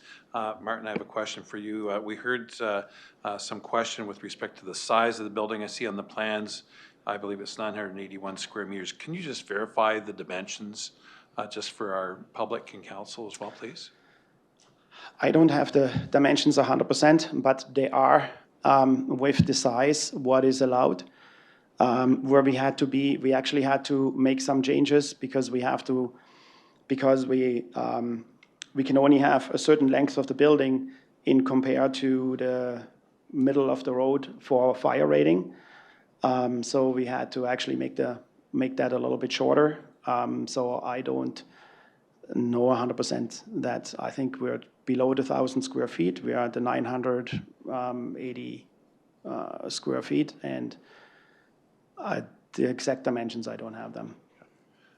Thanks very much, unless staff have that. But as I understand, like the plan that we have may be modified based on what you're saying. Is that correct? There is a modified plan. We had to make some changes because we were also, of course, moving forward, designed the building. And then it came out because of the close to the road.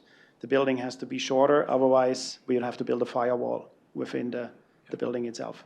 Understood, and that's more of a plan review issue. Yep. So just as long as the public understands that as well as council.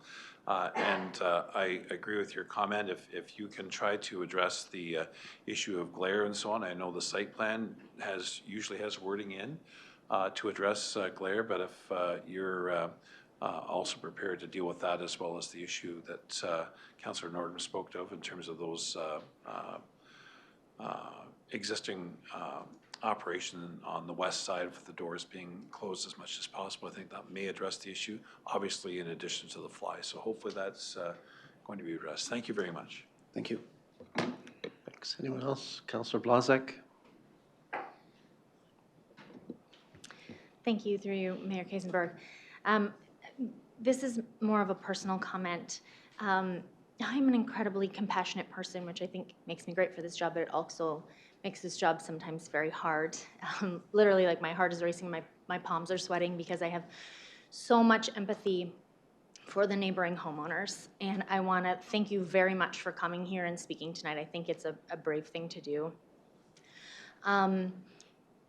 EFS, has anybody compelled you to put this structure on your property, or are you doing this just to be a good neighbor, as you said?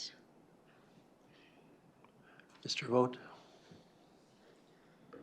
We decided to do this even without the comments from Orkin, because we understand that fumigation should help if the fly issue is not resolved the way it is right now, that fumigation will help. And that's why we said the only way we can do that proper is by having an extra building which we can close up and fumigate. Then I commend you for the actions that you are taking, especially since no one is requiring you to do so. I wish you the utmost success, all of you. I hope that this project fixes the issue. And I am in full support of the building that you're putting up. Thank you. Thanks. Anyone else? All right, statutory notice as follows. Notice the decision of council will be given in accordance with the provisions of the Planning Act. Council's decision is subject to appeal to the Ontario Land Tribunal in accordance with the provisions of the Planning Act. And with that, we can adjourn this public meeting. We've been going at it for an hour and 42 minutes. We have one more public meeting. Colleagues, are you comfortable enough? You're not at that overload point where we can get one more public meeting down, we think? Okay. Yes. I'm looking.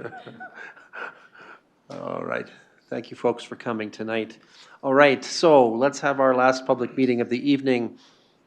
Welcome to those attending the public meeting pursuant to the Planning Act for the proposed amendment to the North Perth zoning bylaw. This is a statutory public meeting to deal with application for zoning bylaw amendment number ZN3-2026 by Joel Martin for property legally described as Part Lot 30, Concession 9, Wallace Ward, in the municipality of North Perth. Correspondence, reports, and comments received regarding this application will be considered by council.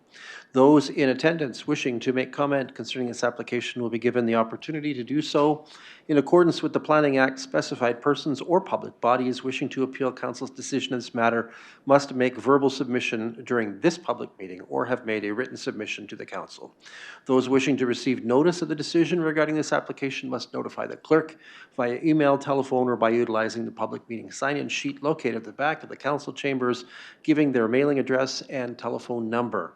At this time, we call again on Mr. Garland to present planning considerations on this file on behalf of the County of Perth. Mr. Garland. Thank you very much, Mayor Kasenberg, members of North Perth Council. I'm here to present ZN3 2026. The owner is Joel Martin and the applicant is Patterson Planning Consultants on behalf of Scott Patterson. The location is noted as described there, but it is located at the north part of the township in Wallace Ward, directly adjacent to Line 90. And then the subject property is outlined in yellow on your screen. The requested zoning amendment is for an A-87, so it's an agricultural special zone. This is to provide for a minimum lot area of 4 hectares, a secondary farm occupation of up to 600 square meters, which would support a drying kiln for wood, and 2 parking spaces. I will note this has been outlined by the applicant, that the request is also for a secondary access, so it's for a second access. It is shown on the site sketch, but it wasn't included in the notice, but it is for a second access. So that's an operational consideration, which staff consider fairly minor. The A-2 designation denotes an agriculture or an aggregate zone, aggregate zone for those subject lands. You are considered to allow for a agricultural operation on an aggregate deposit. A couple pictures looking west from line 90, so that's just outlining the land that's there now. So it is a fenced-in area, I think previously for agricultural or for the inclusion of animals. Looking also towards the north, also a little bit of a fenced-in area. And then finally looking east along 990, it's a fairly straight stretch through there, so coming down through that area. The aggregate's probably a little bit further to the east where the hills are. The applicant has provided a site sketch showing the proposed kiln location, so it is outlined there in red. The applicant has also provided a sketch of the proposed building, so it is convertible from a kiln to an agricultural building should the owner move or not want to proceed with the operation further. Public meeting notice and comments. So the application of notice of application was provided on March the 4th. Notice of public meeting was provided on April the 7th. Circulation did occur. No comments or concerns have been provided. We did end up talking with just the neighbor to the south, just anecdotally. They didn't express any concerns with the application. In support of the application applicant has provided a planning report, a site plan, and a concept sketch. I would also note to council they will be required to go through a site plan amendment or a site plan approval, and they will be required to provide some environmental work as part of that. The development, planning comments and supporting information. The development does support local agricultural related to products, so it is a fiber operation looking at supporting the agricultural from the woodworking side. Building is easily convertible, so it is converting into an accessory structure should that operation cease to exist. Minimal employees, they are looking to reduce it down to 2 employees only, really the on-site operator as the only consideration, not a heavy water user. And there is a secondary access consideration requested. Staff do note that the site plan approval will be required as part of it, and a scoped EIS would be considered as part of that also. Therefore, it is staff's recommendation the North Perth Council approve zoning amendment Z3 2026. I'm happy to address or answer any questions. Do you want to tell me about the notifications that were delivered, Mr. Garland? Through the mayor, the notice of public meeting did go out and was posted on April 7th as a requirement through the Planning Act, and no additional comments have been provided. Okay, thank you. Clerk Klein, anything additional that you've received? To you, Mayor, no additional comments have been received. Thank you. All right. This is our opportunity then to hear from members of the public who have gathered for the purpose of this public meeting. First, we'll call on those who are in favor of this application other than the applicant. This is your opportunity to speak. Anyone wishing to do so? Not seeing that. So any who are opposed to this application may now present to council. Anyone wishing to take the opportunity to declare their opposition and reasons why? I'm not seeing it. At this time, the opportunity is available to the applicant or the applicant's agent to address council. You may do so, recognizing that we might need watering pretty soon. Good evening again, council. Keep it short and sweet here in full support of the staff report and recommendation. Without a zoning bylaw amendment, Mr. Martin could construct a 375 square meter building today with 2,000 meters of outdoor storage. He's proposing a 600 square meter total building with no outdoor storage. So I think that's a benefit with the no outdoor storage component. As noted by Mr. Garland, the application did seek a second driveway. The bylaw specifically limits it to one, so we do need to increase that to two. It is mentioned in the staff report, but it's not carried forward into the bylaw. And one other thing that I just noticed while I was sitting there is that Schedule A of the bylaw references 579.7 meters squared, where the request is 600 meters. So the rest of the bylaw actually mentions the 600, but the Schedule A mentions a different number. If council does proceed to pass the bylaw, I would just ask that the second access be included and that that number be amended to be 600 so it's consistent on throughout the entire document. Okay. Any questions? I'd be happy to answer them. Thank you. Just checking with the clerk. We can do that tonight. Yes? To you, Mayor Kaysenberg, yes. I would just recommend that when we get to the bylaw section of the agenda, we would just pass this bylaw as amended to capture those revisions. Thank you. Thank you.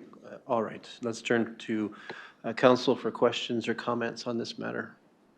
Anyone have anything? Councillor Nordum. Thanks. And through you, Mayor Kaysenberg, this question is directed at Planner Garland. Just curious, so we're going to a second laneway in a larger building. This is a recently passed official plan. Are we setting a new precedence with this? Through the mayor, so the second driveway is not included in the official plan. It is agriculturally related, so there is different degrees of, I'll say, on-farm diversified use, agriculturally related, and agriculture.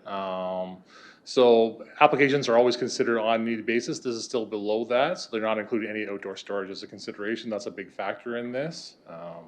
So from that end, it's always hard for me to speak to, potential considerations in the future, and every application is evaluated on its own merit. This one is considered agriculturally related just based on that connection to the fiber component of the agricultural side. And then this is a totally different question. I know some of the properties around there, they have kind of more of an aggregate, there's potential gravel pit potentials at some of these properties. Does this affect it at all? Maybe just quick speak to that. Thank you. Apologies, through the mayor. So typically with respect to the aggregate deposits, it does limit on the property per se, not necessarily forever. There are off-site issues, so typically you're required with a new aggregate operation to maintain a certain distance from sensitive uses. So this wouldn't be a sensitive use that would necessarily encroach or prohibit that aggregate operation to, say, occur on the neighboring property. A house is typically one of those sensitive uses that they look at prohibiting a use and not sterilizing, but limiting or buffering. So this wouldn't be a buffering consideration. Okay, anyone else with questions or comments? Councillor Johnston. It's hard to tell in the one drawing. Is the kiln attached to the shop or are they separate buildings? Through the mayor, I might ask the applicant's agent to speak to that, or maybe even the applicant. Sure. Mr. Patterson. Through your worship, the kiln is actually it's a standalone feature, so there'd be a concrete pad that would be poured and then the kiln is actually set on top of that. The purpose of this building is for the storage of the product, both prior to it going into the kiln as well as it coming out of the kiln. So the building before you today is specifically for the storage. But the kiln itself is a separate unit, it's an outside unit. Okay. That's it? Sorry, and I don't know who can answer this, it's just a weird question. It's a 4-hectare property. how long has it, like it's an odd size, has it been this size forever? My client is nodding yes, so when did you move there, Joel? 5 years ago. 5 years ago. To the best of my knowledge, it's been this size, 40 years. Okay, it's just an odd size. Does this operation come with any insects that we need to know about? Through you, not that I'm aware of. The Thank kiln you. should fix that. Yes, well, we hope so. Thank you. All right. Couldn't resist. Okay. Any other questions, colleagues? All right, statutory notice, and then we can water. Notice the decision of council will be given in accordance with the provisions of the Planning Act. Council's decision is subject to appeal to the Ontario Land Tribunal in accordance with the provisions of the Planning Act. And with that, we adjourn this public meeting. As I indicated, colleagues, let's take a break at this point. We will return to our chairs by 9 p.m.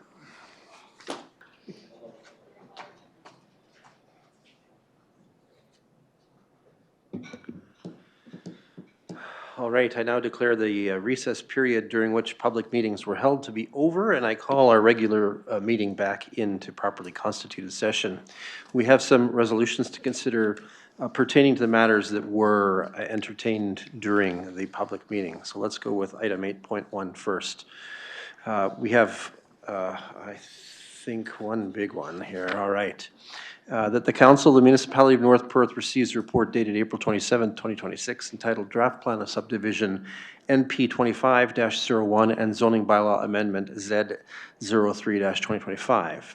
And that the Council of the Municipality of North Perth approves in principle zoning bylaw amendment Z03-2025 as recommended by planning staff to rezone the subject lands from an agriculture zone A, special future development zone FD12, and natural resource environmental zone 2, NRE2, to special residential zone 4, R4-33, special residential zone 5, R5-30, revised natural resources environment zone 2, NRE2, and institutional zone, IN.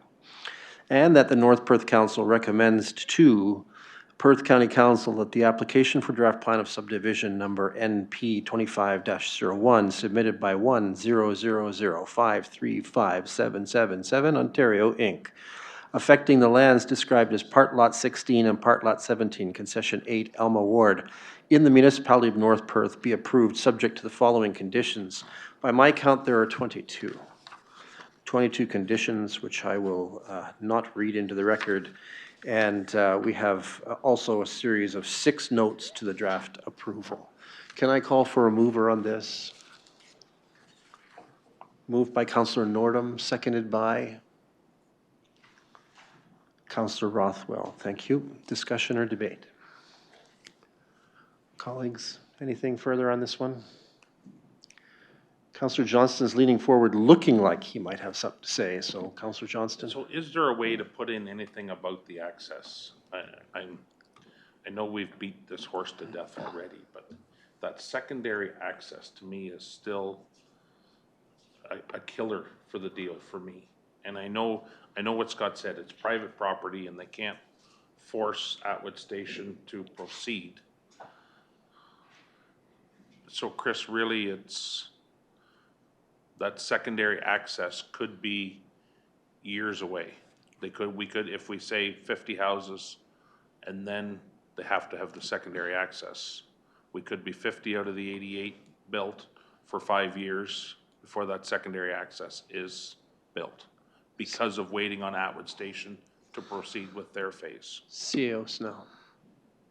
Thank you, Council. That's typically what we've seen in the past with single access subdivisions. We usually do limit the number. We've done that most recently, as I said earlier tonight, with the subdivision north of Walton. I just don't know. I mean, it's this obviously we're not the approval authority on the subdivision. It's actually the county. So I don't know if between tonight's meeting and the county meeting, we'd have enough time to come to some agreement or talk to both both developers on if there's any possibility of secondary access. Okay, thank you. Anyone else with questions or comments? Councillor Andreessen. Through you, Mayor Kasenberg, perhaps CEO Snell could answer this, but is there any indication about the progress going further or faster with the station subdivision? Do we have any indication of how long that's going to be in the context of, what's happening with this? Thanks. CEO Snell. At this time, I don't believe we have any indication. Certainly, as mentioned by Planner Patterson, a lot of this stuff is market-driven, and certainly we've come through a time where there wasn't a great many houses being built anywhere in Ontario, let alone North Perth. So I think market conditions have as much to do with where Atwood Station's at as anything at this present time. Anyone else? Councillor Rothwell. Thanks very much, Mayor Todd. Are we, and through you to CEO Snell or Planner Garland, is there a distinction that's made between a secondary access and a construction access? And in particular, the reason why I'm going this way is that secondary access is usually on the basis of the number of units and an additional location to get into and out of the subdivision, whereas construction traffic would only be during the time of construction, then may or may not necessarily be converted into a municipal road. Thank you. It looks like Planner Garland might be interested in answering this one. Through the mayor, the secondary access is for the emergency access and to allow upward units of those beyond, say, the 50 consideration, or those national fire guidelines. So that's really the secondary access consideration.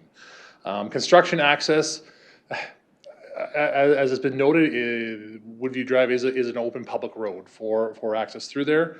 Obviously, encouraging any kind of collaboration between the two subdivisions is a benefit to both parties through construction mobilization, staging, etc.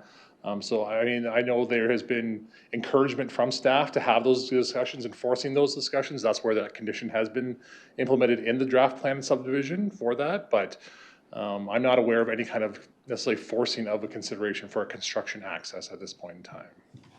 Thank you. CEO Snell, anything to add? No, he's good. Okay. Anyone else with questions or comments?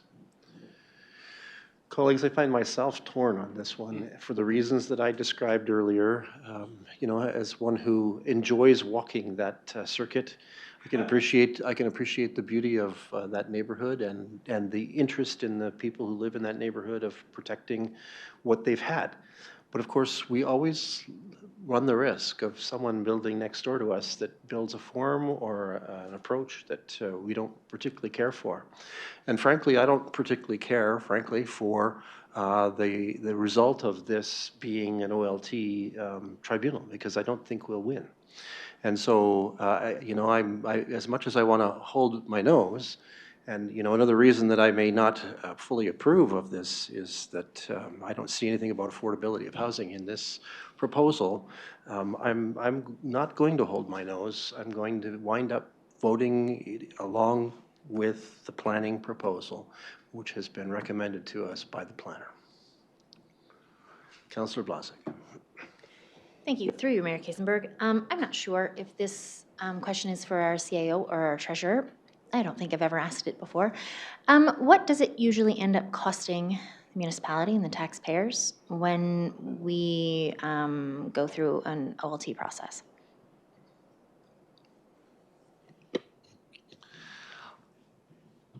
It varies on the complexity of the appeal. Usually, the general guidance, and this is a little bit dated, so it's probably much more than this, but it's usually $10,000 a day for the hearing, plus any time spent by our legal team before that. So I'm going to say most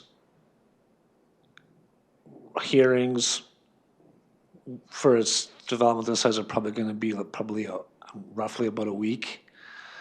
And I would say just ballpark that between $50,000 and $100,000 potentially, if it goes to a full hearing.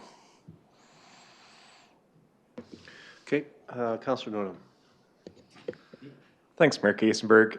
And I might add, it's also tough to find a lawyer sometimes to represent us for these OLT if it's going to be a sure thing that we're going to lose. So we're going to lose this. Right now, we're either a smiling face for the province or a frowning face. It's, yeah. When it comes to planning a subdivision, municipalities don't really have much of a say. Thanks. Thank you. We should issue you some signs, a smiling face and a frowning face, and see how that goes. Councillor Anstett. Just one last, through you, Mayor Kasenberg, just one last question for CEO Snell. Just the timeline too, to get to the tribunal, what's that look like? If you could elaborate on that. Thank you. My understanding right now, it's probably around 9 months to 12 months to get a hearing. All right, anyone else? The resolution is duly moved and seconded. It's in the record. Let's have the vote.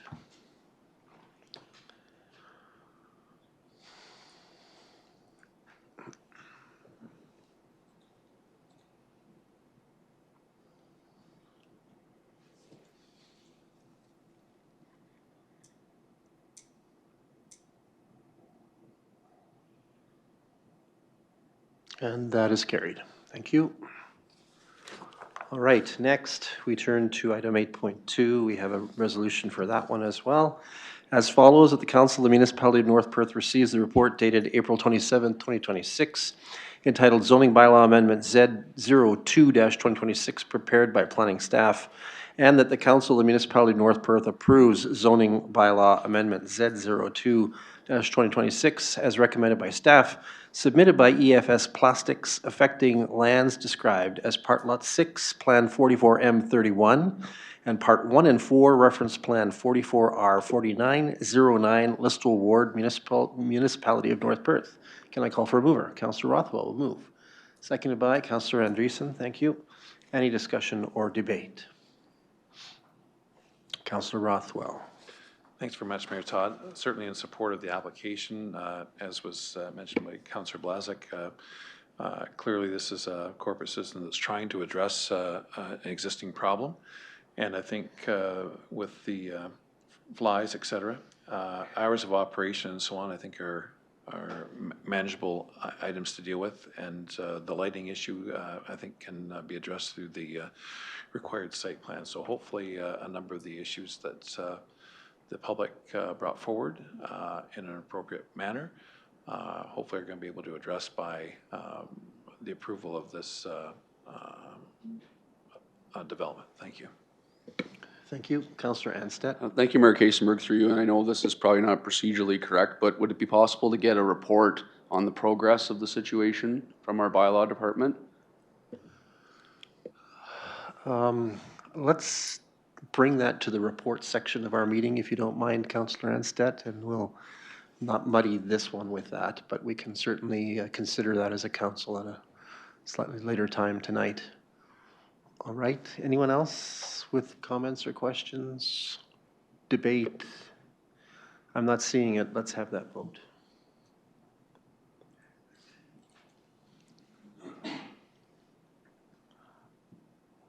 And that is carried. Thank you.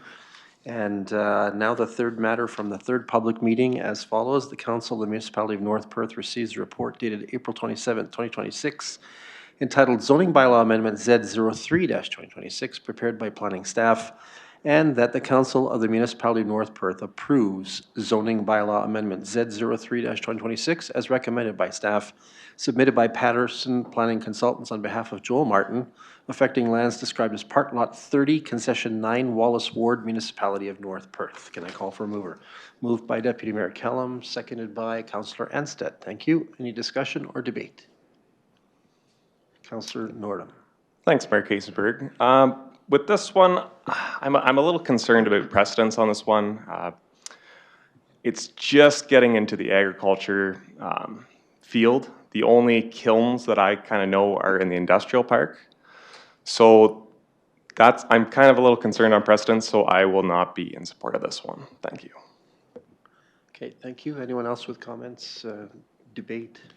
Thanks, Mayor Todd, and through you, through to Planner Garland, and perhaps Planner Patterson as well. I'm struggling a little bit in terms of how we're defining this proposed use. I heard Planner Garland talk about an agriculture-related use and so on, but I also heard Planner Patterson talk about the secondary farm occupation provisions that are currently in the zoning bylaw and the framing around the square footage which could be allowed for now.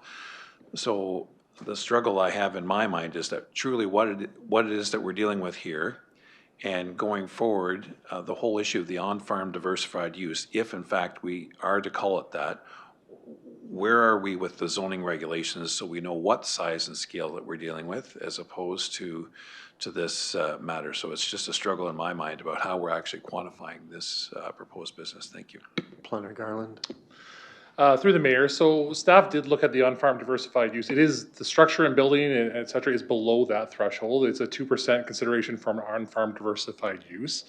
Staff have linked this a little bit closer to the agricultural related side of things because it does support the fiber side of the official plan, which references the agricultural operation for food and fiber. So that's where it's tied a little bit to that drying operation and an agriculturally related use for the consideration. So size-wise, for the building and structure itself, it's still below that requirement of that 2%. The whole operation, you're supposed to consider the whole operation as a whole. For the accesses and the driveway, et cetera, there is no outdoor storage, so that's also a beneficial consideration for that, reducing that size. As far as updates to the zoning bylaw, that's a consideration that is coming forward as part of the future rezoning of the considerations for those clear, I'll say clearer definitions for on-farm diversified uses versus agricultural related uses. Where staff currently do rely on that OMAFRA guideline for that clearance. There is nothing that specifically says wood kiln in there, so a little bit more of the link is to a drying operation for an agricultural drying operation. Does that help? Thank you. All right, Councillor Andreessen. Thank you through you, Mayor Kasenberg. I have one question, just clarification. Can you just remind me of the size of the property again? Through the mayor, 4 hectares. I believe it's just over 4 hectares, so around 10 acres. 10 acres. Okay, thank you. Okay, anything further? I'm not seeing it. It's been duly moved and seconded. Let's have that vote.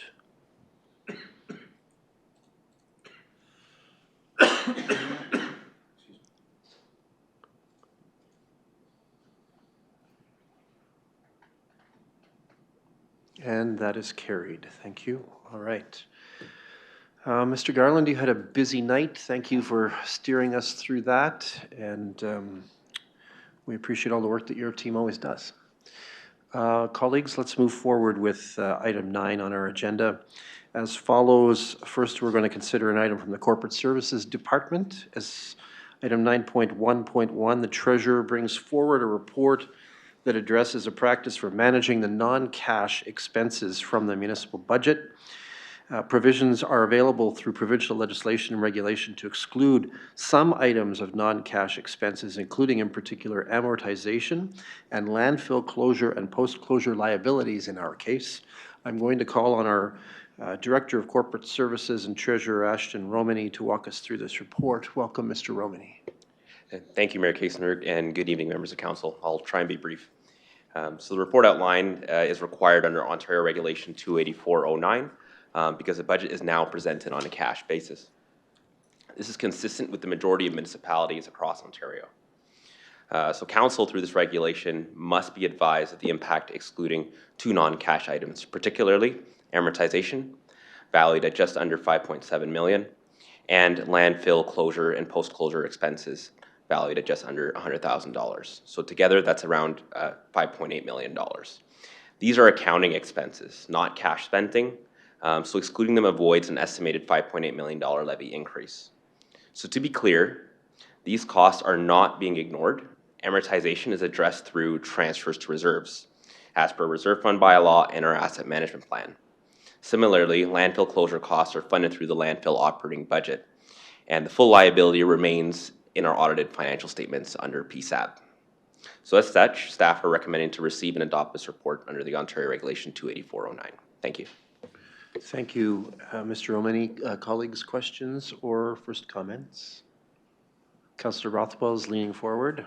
Thanks very much, Mayor Todd. Just Treasurer Romney,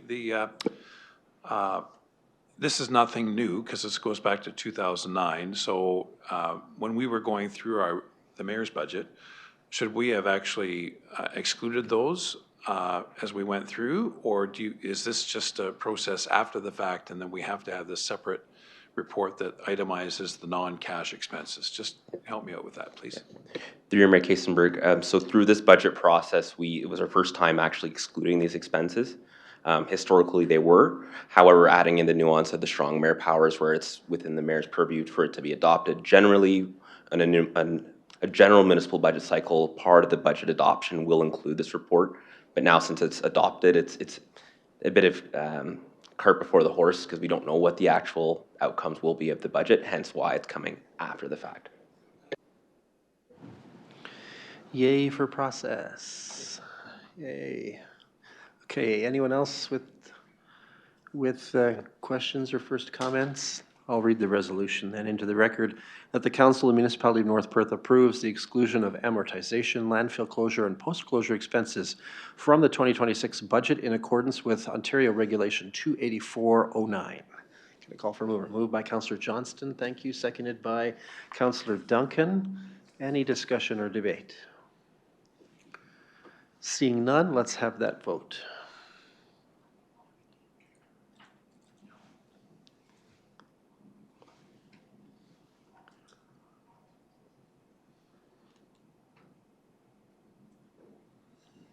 And that is carried. Thank you. We do have one item from the Facilities Department. We're keeping our departments busy tonight. As item 9.2 on our agenda, in item 9.2.1, staff bring forward the results of a tendering process for the replacement of the Listowel Kin Trail Bridge. This process was properly conducted in accordance with our usual procurement procedures, and I'm calling on Director of Facilities Jeff Newell to share a report and recommendation on this procurement with us. Welcome, Mr. Newell. Good evening, Council. Just wanted to remind Council that back on July 7th in 2025, we came to the table to talk about the replacement of the Kin Trail Bridge, and we're looking at not repairing it based on the state of disrepair that it was in. We did some subsequent investigation and consultation with project engineering, and it confirmed that the bridge should be replaced in its entirety with a new pedestrian structure with no provision for motorized vehicle access on that bridge. We've done a tendering process, and the contract we would like to award to WG Kelly Construction, who is a contractor that has experience in bridge construction. The price that they quoted, the total project cost would be $846,988, which is underneath the $850,000 budget amount. So that includes the engineering as well as the construction of the bridge. The thought is that the bridge would be completed no later than November 6th of this year. Okay, I assume that's your report. Mr. Newell, colleagues, questions or first comments on this? Councillor Andreessen, then Councillor Blazek. Hi, thank you through you, Mayor Kasenberg, and thank you for your report, Mr. Newell.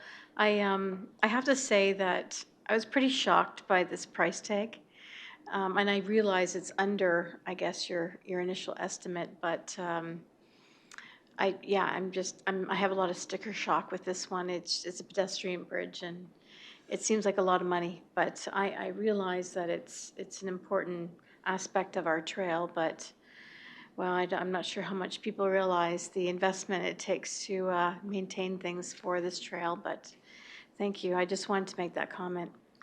Thank you very much. Thank you. Councillor Blazek. Thank you, through you, Mayor Kasenberg. Lots of people were out on that trail this weekend. It was lovely to see. Do we have an idea of start date? You gave us a completion date. No, we just have a completion date, and a lot of it depends on timing with fish species and things like that. So we don't have a start date, and that would be determined by the contractor. Thank you. Okay, anyone else? Councillor Rothwell. Thanks, Mayor Todd, and thanks, Jeff, for Director Jeff, for your comments. Just this is option 2, which file foundation. What is that? Versus, I'm aware because of the other is the spread foundation, but what does the file foundation? What is it? So I asked the engineer for a version that I could explain, and he didn't give me a very good response to it. Basically what he did say was that the construction will look virtually the same, regardless of option 1 or option 2. The structure would look the same. It's how it's supported, whether it gets piled into the ground or a concrete structure that it gets built on top of. Just further, I must say I'm thankful that the response came back from the Snowmobile Club that they were no longer required to use that. So that really dropped our costs, even though there was sticker shock, as Councillor Andreessen pointed out, substantially from what, if it were to cover heavier equipment, and even heavier than a snowmobile, that would include trucks and so on, it would be substantially more, I presume, correct? That's correct, and the grooming apparatus would be about the heaviest thing that we would even have considered, so it does save us some money that way. Okay, anyone else with questions or comments? All right, I have a resolution for consideration as follows. The Council of the Municipality of North Perth awards request for tender number NP-5409-26T, replacement of Kinsman Trail Bridge, contract to W.G. Kelly Construction of Mitchell, Ontario, including provisional items and contingency in an amount up to $741,558, excluding taxes. Can I call for a mover? Oh, Councillor Richardson, are you moving? Yes, I will move that. Thank you so much. That's exciting. And it's so easy to lose track of remote participants these days. Call for a seconder. Councillor Nordholm will be our seconder. Thank you. Any discussion or debate further on this one? I think we better get out and walk this thing if we're paying for it. Let's have that vote.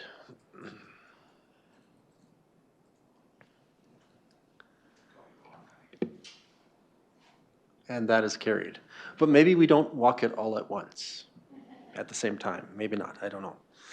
Thank you, Mr. Newell. Let's move on to an item from the Development and Protective Services Department is item 9.3. In item 9.3.1, staff bring forward a report explaining the administrative monetary penalty system for handling certain types of bylaw infractions. I heard all about this, by the way, at the county when we were talking about camera on school buses and so forth. So we learned quite a bit at the time. The system solution is not currently being used in North Perth, but has fairly wide acceptance in a range of other communities. And so I'm going to call on Director and Fire Chief Jenny Pape to bring us up to speed on the possibilities of implementing AMP. Welcome, Chief Pape. Good evening again, Mayor Todd and members of Council. The purpose of this report is to provide Council with an overview of administrative monetary penalty system and seek direction to explore transitioning bylaw in, adjudication from a Provincial Offences Act to a municipally administered system. The POA prescribes a standardized legal process which limits the municipality's ability to tailor procedures to better reflect local needs. As a result, timelines can be lengthy and resolution options are quite limited. Staff propose implementing AMPs for parking violations with the potential to expand to include Ontario Building Code and Fire Code offences in the future. AMPs are being utilized in many Ontario municipalities, providing a locally administered adjudication process that is designed to be flexible, efficient, and responsive while maintaining fairness, transparency, and due process. The proposed AMPs process is outlined in my report. Staff have also identified several key benefits of AMPs, including enhanced customer service, improved timelines, flexibility, an increase of flexibility, local control, reduced court burden, revenue retention, and improved officer safety. I would be happy to answer any questions you may have at this time. Colleagues, questions or first comments? Let's go with Councillor Duncan, then Councillor Plasek. I'm just curious about the screening officer and the hearing officer. And after the hearing officer, is that a final decision or does the individual have an option to appeal that decision further? Through you, Mayor Todd, the decision is final. Okay. Supplemental from Councillor Duncan. Supplemental would be like, what kind of costs are we looking at for, to retain a hearing officer? Through you again. So we've talked to other jurisdictions that are using AMPs quite a lot. Our volume would not require a significant presence of a hearing officer. The hearing officer must be separate from municipal staff. It needs to be a third party. We have spoken to someone who is handling these types of matters in other jurisdictions with a much higher volume, and he's used maybe once a month kind of idea. I can't see that we would have a volume that size, and he was telling us between $250 and $300 for a one-day situation, which we can't see the volume being high enough that it would maybe be once a quarter type of idea. One more. So it looks like in the report, we'd like to start out with parking tickets. How many parking tickets would we issue a year and how many would be contested? I cannot give you that number, but I could get back to you on that. We don't have many that are contested, honestly, and that's what the screening officer's role would be. They're basically looking at the facts of the case. Are you the owner of this vehicle? You were parked here.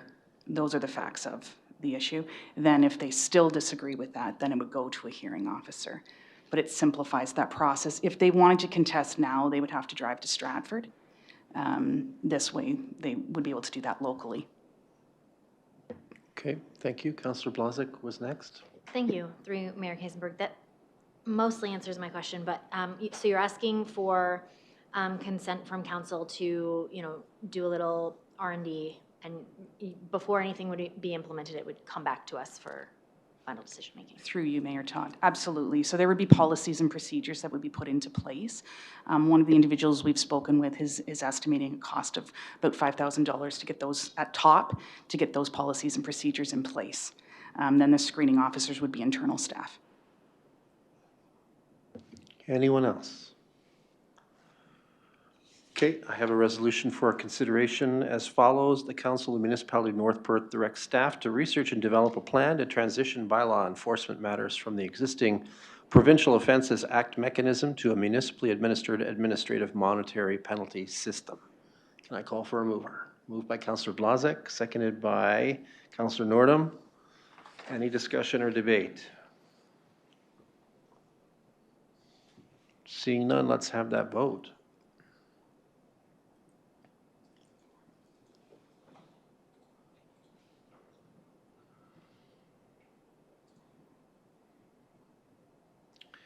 And that is unanimously carried. Thank you, Chief Pape.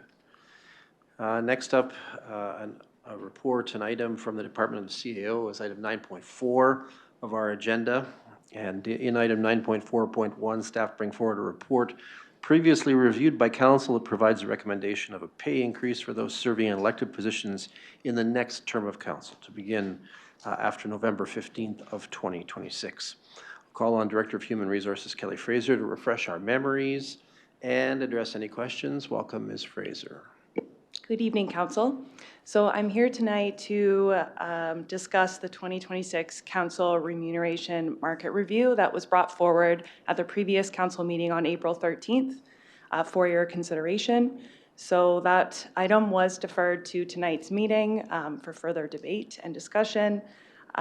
We do have no information to provide to you at this time.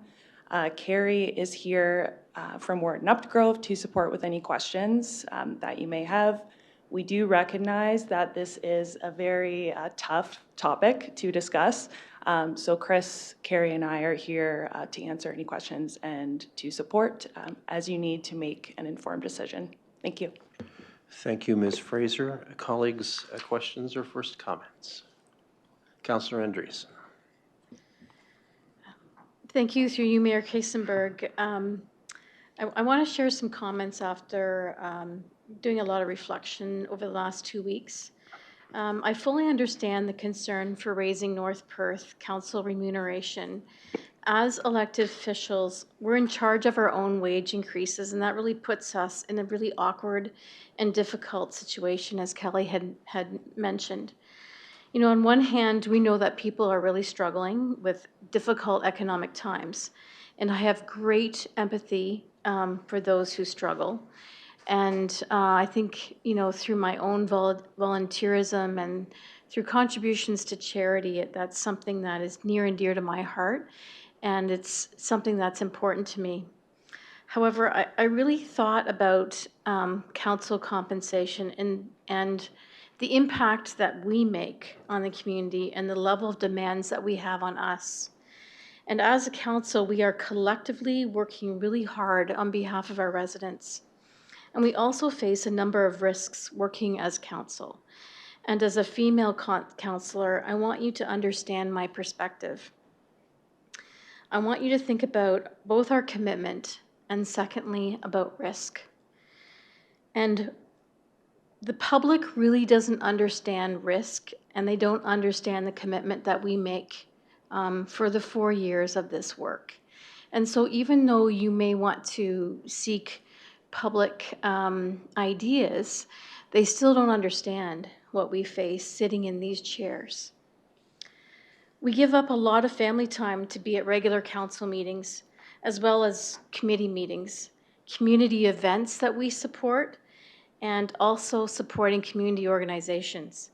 We spend hours reading and prepping for every council meeting and every committee meeting, and also looking at research and information and doing professional development to do our jobs really effectively. Councillors are also impacted when there are conflicting schedules with our own businesses and our own work schedules. We are locked into meeting times with no flexibility, and that makes it hard when sometimes our commitments to council get in the way of actually trying to run a business or working another job. Planning vacations and time away with family is absolutely limiting due to our meeting schedules. Another consideration is that all councils in Ontario are making decisions about increases. By the time that this round is done, with what is proposed, we will still be at the mid-range, even if we go ahead with this increase. At some point, if we don't do the increases on a gradual basis, then we are going to put a future council in an even more difficult position, because then the increase will be much more radical and even worse for the public to consider. It is always better to deal with wage increases on a gradual basis because at some point there will be a correction, and then let's look at the public outrage. Finally, I'm going to finish with the most important concerning factor for me as a female councillor. People don't realize this, but there are more and more risks to working on council in the public. Our residents might be shocked by this, and you may not understand how much we are threatened. Yes, we're threatened with lawsuits and threats to our own personal safety for councillors and the mayors are now more and more commonplace. These threats have not just been in cities, they've happened here in North Perth in the last 2 terms that I have served. When we are threatened by lawsuits and our own personal safety is threatened, I'm sorry, but this is not an appealing job.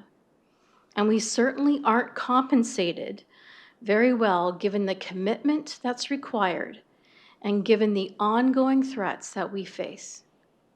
These threats are unnerving, not just for me as an individual, but for my family members too. They're part of it. It doesn't matter what decisions we make. Not everyone is happy, and that causes a lot of negativity towards us as council.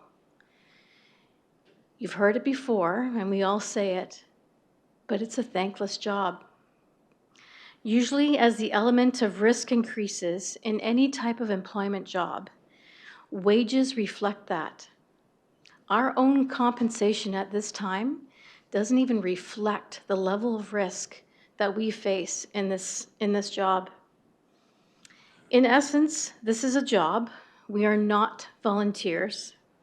And given the risks with lawsuits and safety threats, the workload and the demands, we are worthy of this increase and to our council income.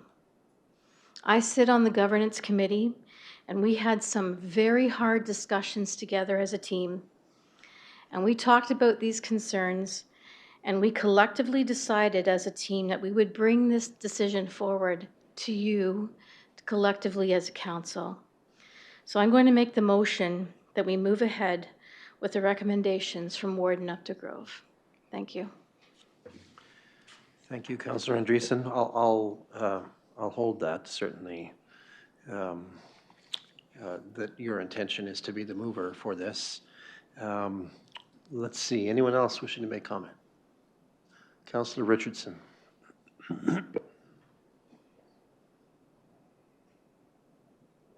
Thank you, and through you, Mayor Kaysenberg. And Councillor Andreessen, I can certainly appreciate your comments on this, and I totally understand and I totally get it. I just don't think that this is the right time to initiate an extra expense for the wage at this point. And I know that it's very small and it's minute, but dollars, we're in charge of everyone's dollars and cents. And I think that we need to be cognizant of that. I do understand that a future council might be put into a bit of a situation where the catch-up might be more when the time does come to correct it. I just can't support this proposal going forward because I don't think now is the proper time to do so. Possibly the next term of council can look at it, maybe not at the end, possibly in the middle. I just don't think it's a viable proposal at this particular juncture in time. So I will not be voting in favor of this. Thank you. Anyone else with comments? Councillor Blazek. Thank you, through you, Mayor Kaysenberg. Certainly, Councillor Andreessen touched on this a little bit. At our April 13th meeting, both Councillor Duncan and Councillor Richardson expressed the opinion that they couldn't support this recommendation in this current economic climate where times are far too tough for far too many people and every single dollar counts. I have shared with this council and this public before that I grew up in a household where every single penny counted, and I know that struggle firsthand. I agree with this in every facet of what we do. I agree with this in principle right now. However, I've noticed a pattern in my time at this council table, albeit significantly less time than both Councillors Duncan and Richardson. I have sat here for a few years now, and that pattern that I've noticed is that this municipality has a history of reluctance to keep up, reluctance to make small increases along the way to keep pace with market changes or to keep reserves adequately stocked. And it continues to find itself in situations where we need to suddenly make significant increases in order to catch up and get ourselves where we need to be. I respect that every single taxpayer dollar needs to be spent responsibly and with discernment. I very much believe that these historical jumps to play catch up hit harder and hurt more in the long run. Thank you. Anyone else wishing to weigh in? Okay, I have a resolution. Councillor Nordum, just before the bell. Yeah, here. sorry about that. Yeah, what a topic to be having on a Monday night at 9:30. I'll just be very simple on this one. My experience is that if you pay bananas, you get monkeys. I think it's really important to keep quality around this table. Looking back, I think we made an amendment to our budget, upgrading the computers, the cameras around this table. And I believe it was, correct me if I'm wrong, either 100 or 200,000, and nobody said balk. I think it's really important to keep quality at our meetings, so I think that we should be paying for quality. So I will be the seconder. Okay, thank you. So let me read the resolution into the record that we have, and we know who the mover and seconder are because they've wanted to be in. The resolution reads as follows: that the Council of the Municipality of North Perth receives the report entitled Council Honorariums dated April 13th, 2026, prepared by Warden Updegrove, and adopts the report recommendation to implement P60 for council honorariums as of November 15th, 2026. Moved by Councillor Andreessen. I'm confirming this. Seconded by Councillor Nordum. Thank you. Further discussion and debate is still possible. Councillor Johnston. Just a quick comment. We have been playing catch up on council honorariums since I've been sitting here the last century. And we have never been fully caught up. We have always been, you know, let's hold it off another term. Let's hold it off another year. So I am fully in favor of this because I agree with Councillor Nordum that if we expect good people around this table, we need to pay them for the time that they are away from their own businesses. Thank you. Councillor Anstead, go ahead. Thanks, Mayor Kasenberg. Through, I'm just going to be brief because I support a lot of the comments that have been said. And thanks, Carrie, back there for your report on this. I know a lot of work went into this. Yeah, I'll just be brief. We already pay our staff. It's the 60th percentile. Consistency matters. Who sits around this table? By limiting compensation, we're limiting who sits around this table. Full stop. Plain and simple. I like to think I'm blessed. I have a good career. My wife has a good career. That allows me to serve at this table. Compensation was never factored into it, but again, I'm in a different position than some other people perhaps. Again, if we don't do this increase, I'm just afraid it will continue to go down the road of we have to do another increase down the road. We're going to kick it down the road and down the road and down the road. And again, you touched on it in the motion, Mayor Kasenberg. This is for the next term of council. The next term of council. No one here is getting a raise tonight. Nobody. At least unless I'm misreading that. But so again, for the next term of council, I will be in support of this. Thank you. I'm going to pick up on what you've said, Councillor Anstead, because I think it's important to hear as well. You know, I made a choice at the age of 53 to run for mayor of this community, and that's not, you know, in retrospect, in hindsight, I can argue that that wasn't a brilliant choice for my financial future. Because I chose to commit a few hours of my time and divert time away from my business, as Councillor Andreessen talked about, for a while. And in fact, that diversion became really, really substantial in my first term because of the pandemic.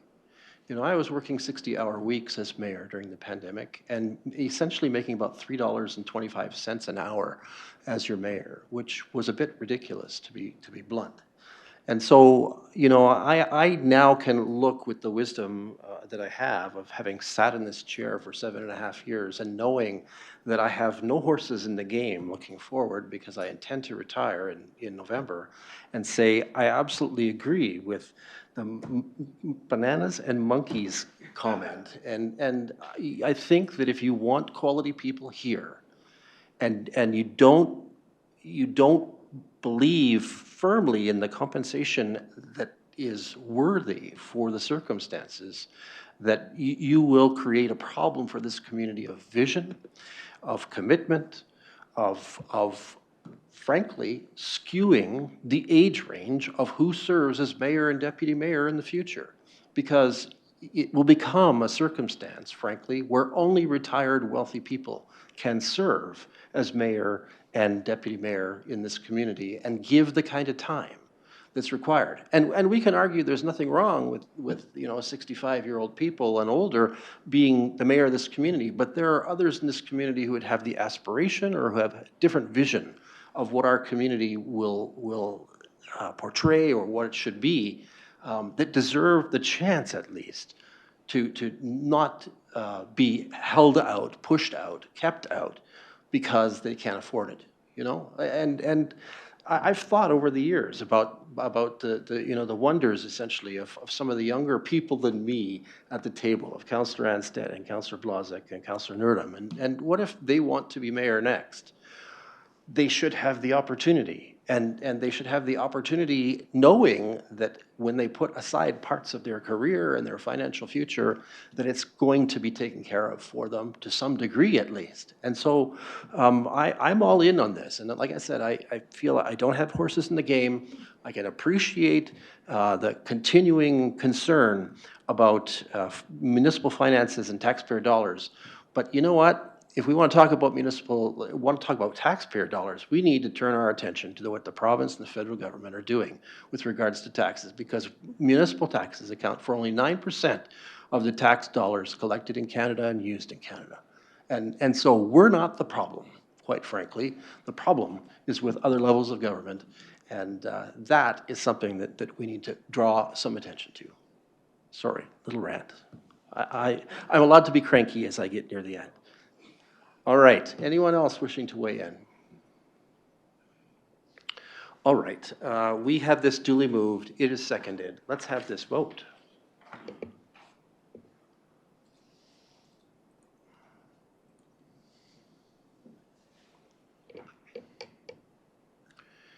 And that is carried. Thank you.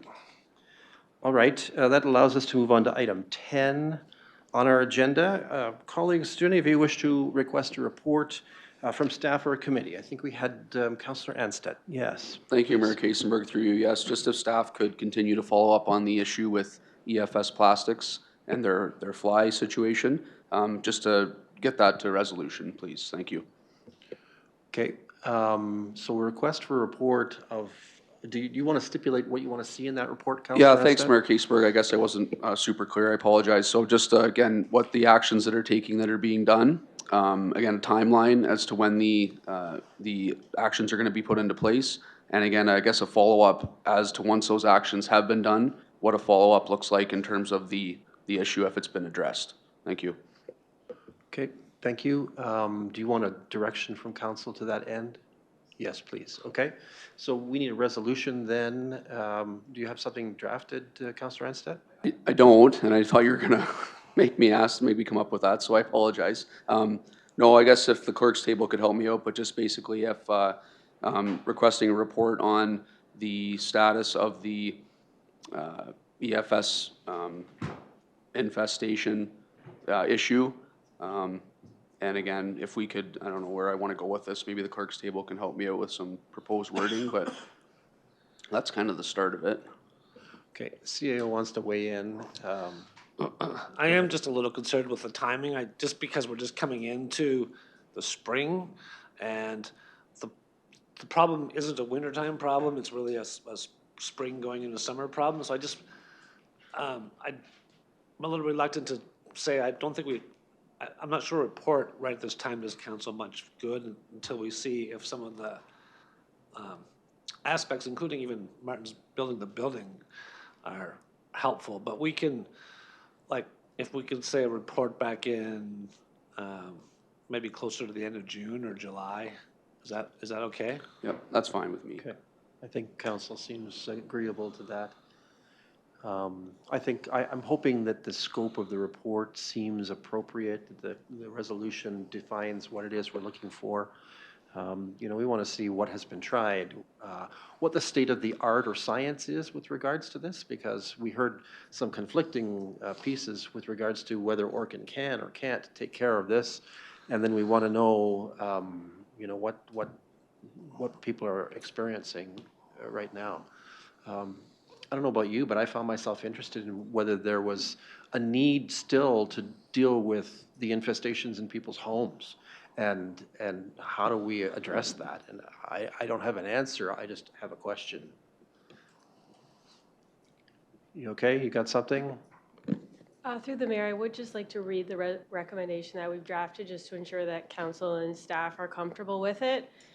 So we've drafted that the Council of the Municipality of North Perth directs staff to follow up on the EFS plastics fly situation and report back to council by July 2026 on actions being taken timelines on putting actions into place and a follow-up report after actions have been implemented. Okay, sounds good. Okay, so moved by Councillor Anstett, seconded by Councillor Blazek. Thank you. Any discussion or debate? You got something in e-scribe for us? All right, let's have that vote.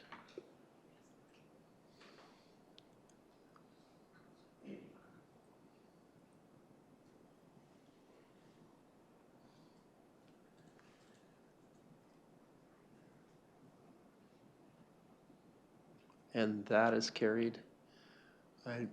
It's a good thing I'm not tacking my cluster fly thing onto that, trust me. All right, any other report that people want to request? All right. Let's move on to item 11. We've received 2 items of correspondence beyond those already shared in the consent agenda for council's disposition. As item 11.1, we have received a request that we designate the Hayloft Music Festival as a so-called event of municipal significance.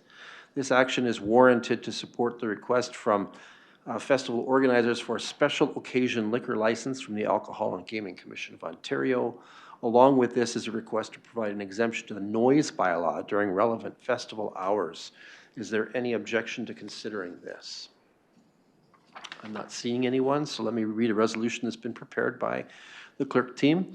As follows, the Council of the Municipality of North Perth designates the Hayloft Music Festival being held on Saturday, August 1st and Sunday, August 2nd, 2026 at the Steve Kerr Memorial Complex as a municipally significant event for the purpose of obtaining a special occasion permit from AGCO, and that the Council of the Municipality of North Perth approves an exemption to any timing regulations found in the noise bylaw for this event and notifies relevant parties accordingly. Can I call for a mover? Moved by Councillor Rothwell, thank you. Seconded by Councillor Duncan. Any discussion or debate? Seeing none, let's have that vote.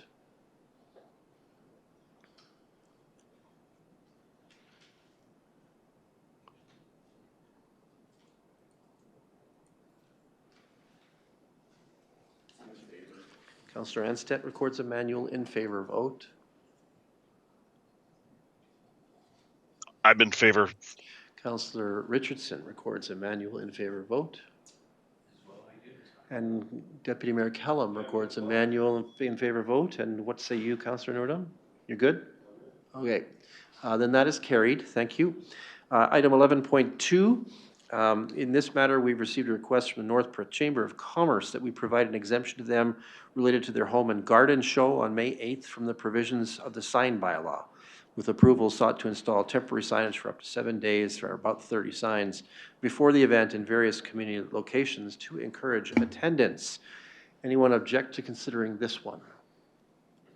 All right, then we will put it on the floor as follows. The Council of the Municipality of North Perth approves the request from the North Perth Chamber of Commerce regarding the 2026 Listowel Lifestyle Show being held on Friday, May 8th, 4 to 9 p.m. and Saturday, May 9th, 9 a.m. to 2 p.m. at the Steve Kerr Memorial Complex as follows.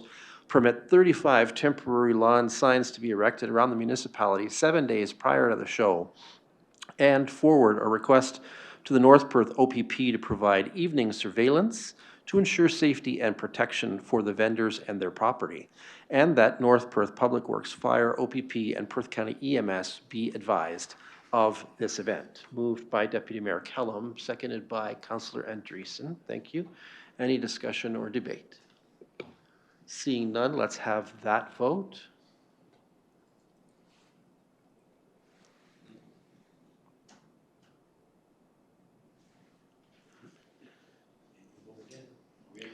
Manual vote for Deputy Mayor Kellum in favor, and we have everybody accounted for. That is carried. Thank you. All right, at this time we turn to consideration of bylaws that have been recommended to us for action. Tonight we have 5 bylaws in this section of the meeting that are for our consideration. The enabling resolution outlines for each bylaw their number and purpose. Before I read the resolution for passing these bylaws, does any councillor wish to extract one or more of them for a more fulsome consideration or an individual or recorded vote? I'm not seeing that, so here is the resolution. Oh, Councillor Blazek? Yes, we will have to adjust that. Which number is that? Through you, Mayor, that is the last one, 35-2026. Okay. Okay, let me make a note here. Thank you for that. Okay, so as follows, that bylaw 1-2026, being a bylaw to provide for drainage works for the Gibb Municipal Drain, be read a third time and be finally adopted. And that the following bylaws are hereby passed. 28-2026, being a bylaw to establish the 2026 tax rates. 33-2026, being a bylaw to authorize the signing of a facility naming and signage extension agreement with Spinrite LP. 34-2026, being a bylaw to amend bylaw 6-ZN-1999 as amended. And 35-2026 as amended, being a bylaw to amend bylaw 6-ZN-1999 as amended. We got amendment after amendment in there. So that's how it works. All right. Councillor Nordum. Quick question. Are we excluding 12.5 or not? We said the last one, or? Sorry to interrupt. Can we exclude 12.5? Sorry. Or are we too late Can I for turn to that? the clerk? I'm not sure I'm following the question, so please help. It's getting late. Through the Mayor, I believe Councillor Nordum just wants to vote on bylaw 35, or bylaw 35-2026 separately. Okay. Sorry, I just So we got that could now. extract that one and vote on it separately. All right. Colleagues, with general consent, can we extract that one for an individual vote? All right. Sorry to be difficult. So, well, we get there. All right, so we're not considering all of those. We're considering 5 of the 6, excluding 35-2026 for an individual vote. Everyone understand where we are? Okay, I need to call for a mover. Moved by Councillor Andreessen, thank you. Seconded by Councillor Rothwell. That's for the 5 items excluding 35-2026. Any discussion or debate? Seeing none, let's have that vote.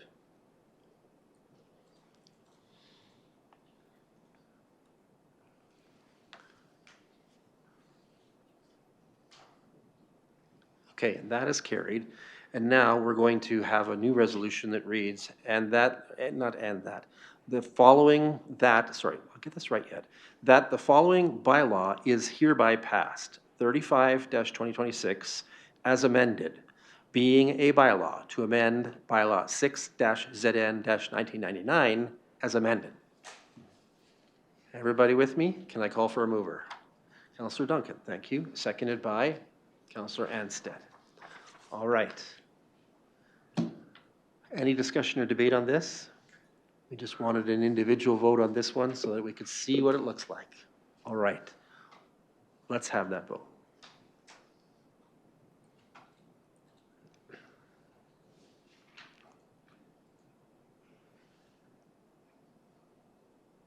And that is carried. Thank you. All right, that brings us to item 13 on our agenda. Does any councillor under item 13.1 wish leave to give notice of motion for our next meeting? I'm not seeing that. We're now at item 14 on our agenda. For item 14, are there any announcements that would be of benefit to our community or that reflect well on North Perth at this time? Councillor Johnston. Thank you, Mr. Mayor. I think I do this yearly, that we talk about the tremendous dairy farms that we have in North Perth. So just some interesting stats, that in 2025 in Perth County, North Perth was home to 4 of the top 8 producing herds in the county. In 8th place was Jubilee Holsteins, the Sabinga family of Atwood. 7th place was Chaylane Holsteins, the Clelands, over on the I still call it the 4th of Elma. And I'm sorry that chief building official didn't stay, but in 3rd place in the county and also 9th place in the province was Legacy Holsteins, owned by the Dolsons and McMullins. And 1st in our county and 1st in the whole province for the 2nd consecutive year was Dark West Holsteins, the Martins of Gownstown, were the highest producing herd in the province for the 2nd consecutive year. So congratulations to those. Incredible sense of accomplishment from local farmers who work hard, obviously, and do exceptional work in what they're doing. So our congratulations, I think, on behalf of all of this council to that performance. And to be number one in the province seems no small feat. I don't know, do we give medals out for that, CAOs now? Do we have to put the medals around the cows' necks by any chance? Lindsay Klein looks like she's interested in that activity. All right, that's amazing. Anyone else, colleagues? Councillor Rothwell. Thanks very much. Just wanted to thank the Middle Maitland Rejuvenation Committee for their organization of the volunteer efforts to clean up along the Maitland River. I was happy to be part of that crew, and I'm proud to say we only had one shopping cart in our section that we were dealing with, amongst a host of other things. Nevertheless, it was time well spent, and hopefully it can all mark, our community can mark that time down next year, that we can continue to clean up our Middle Maitland that flows through Listoward in particular. Thanks very much. Thank you. Anyone else with an announcement? I just want to advise council that I had the real privilege of attending the U13 Ontario Hockey Championship that was at the Steve Kerr Memorial Complex. Exceptionally well organized event, and in fact, representatives of the powers that be in this hockey world commented on how generous and hospitable North Perth was. And so it was a moment of great pride to hear from them that this community had given deeply of itself in both dollars and in time to make a highly successful tournament. I don't think we won, but I think we comported ourselves in a way that reflects on North Perth hospitality. So to the organizers and all who were involved, my deep congratulations on what was a great event. Anyone else? All right, we're at item 15. I would say against the hour, fortunately, that we have no items for consideration in a closed session meeting of council. That means that we can skip past item 16 because we have nothing to report on. Council, as a mandated good practice, acts near the end of its meeting agenda to confirm all of its actions and business of its meeting through what is called the confirmatory bylaw. I have a copy of that in front of me and the enabling resolution to this bylaw as follows. That bylaw 36-2026 being a bylaw to confirm generally previous actions of the Council of Municipality of North Perth is hereby passed. Councillor Richardson, would you be game? Indeed, I would. I'll move that. Thank you. And our seconder will be Councillor Rothwell. Any discussion or debate? Seeing none, let's have that vote.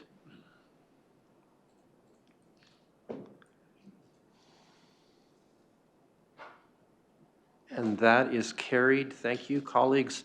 For our bylaws that touch on provincial priorities considered and passed at tonight's meeting, I will not execute a veto. This information will be provided to the clerk as part of my required duties as mayor.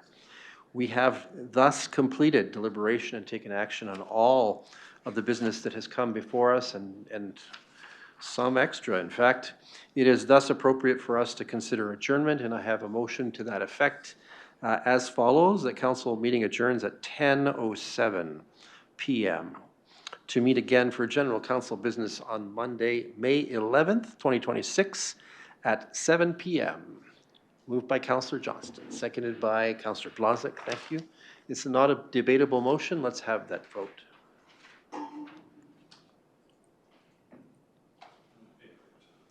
Councillor Rothwell records a manual in favor vote. Anyone else needing to record manually? I am not seeing it. Do we have all votes accounted for? We do. That is carried. Colleagues, we meet again on Monday, May 11th, 2026 at 7 p.m.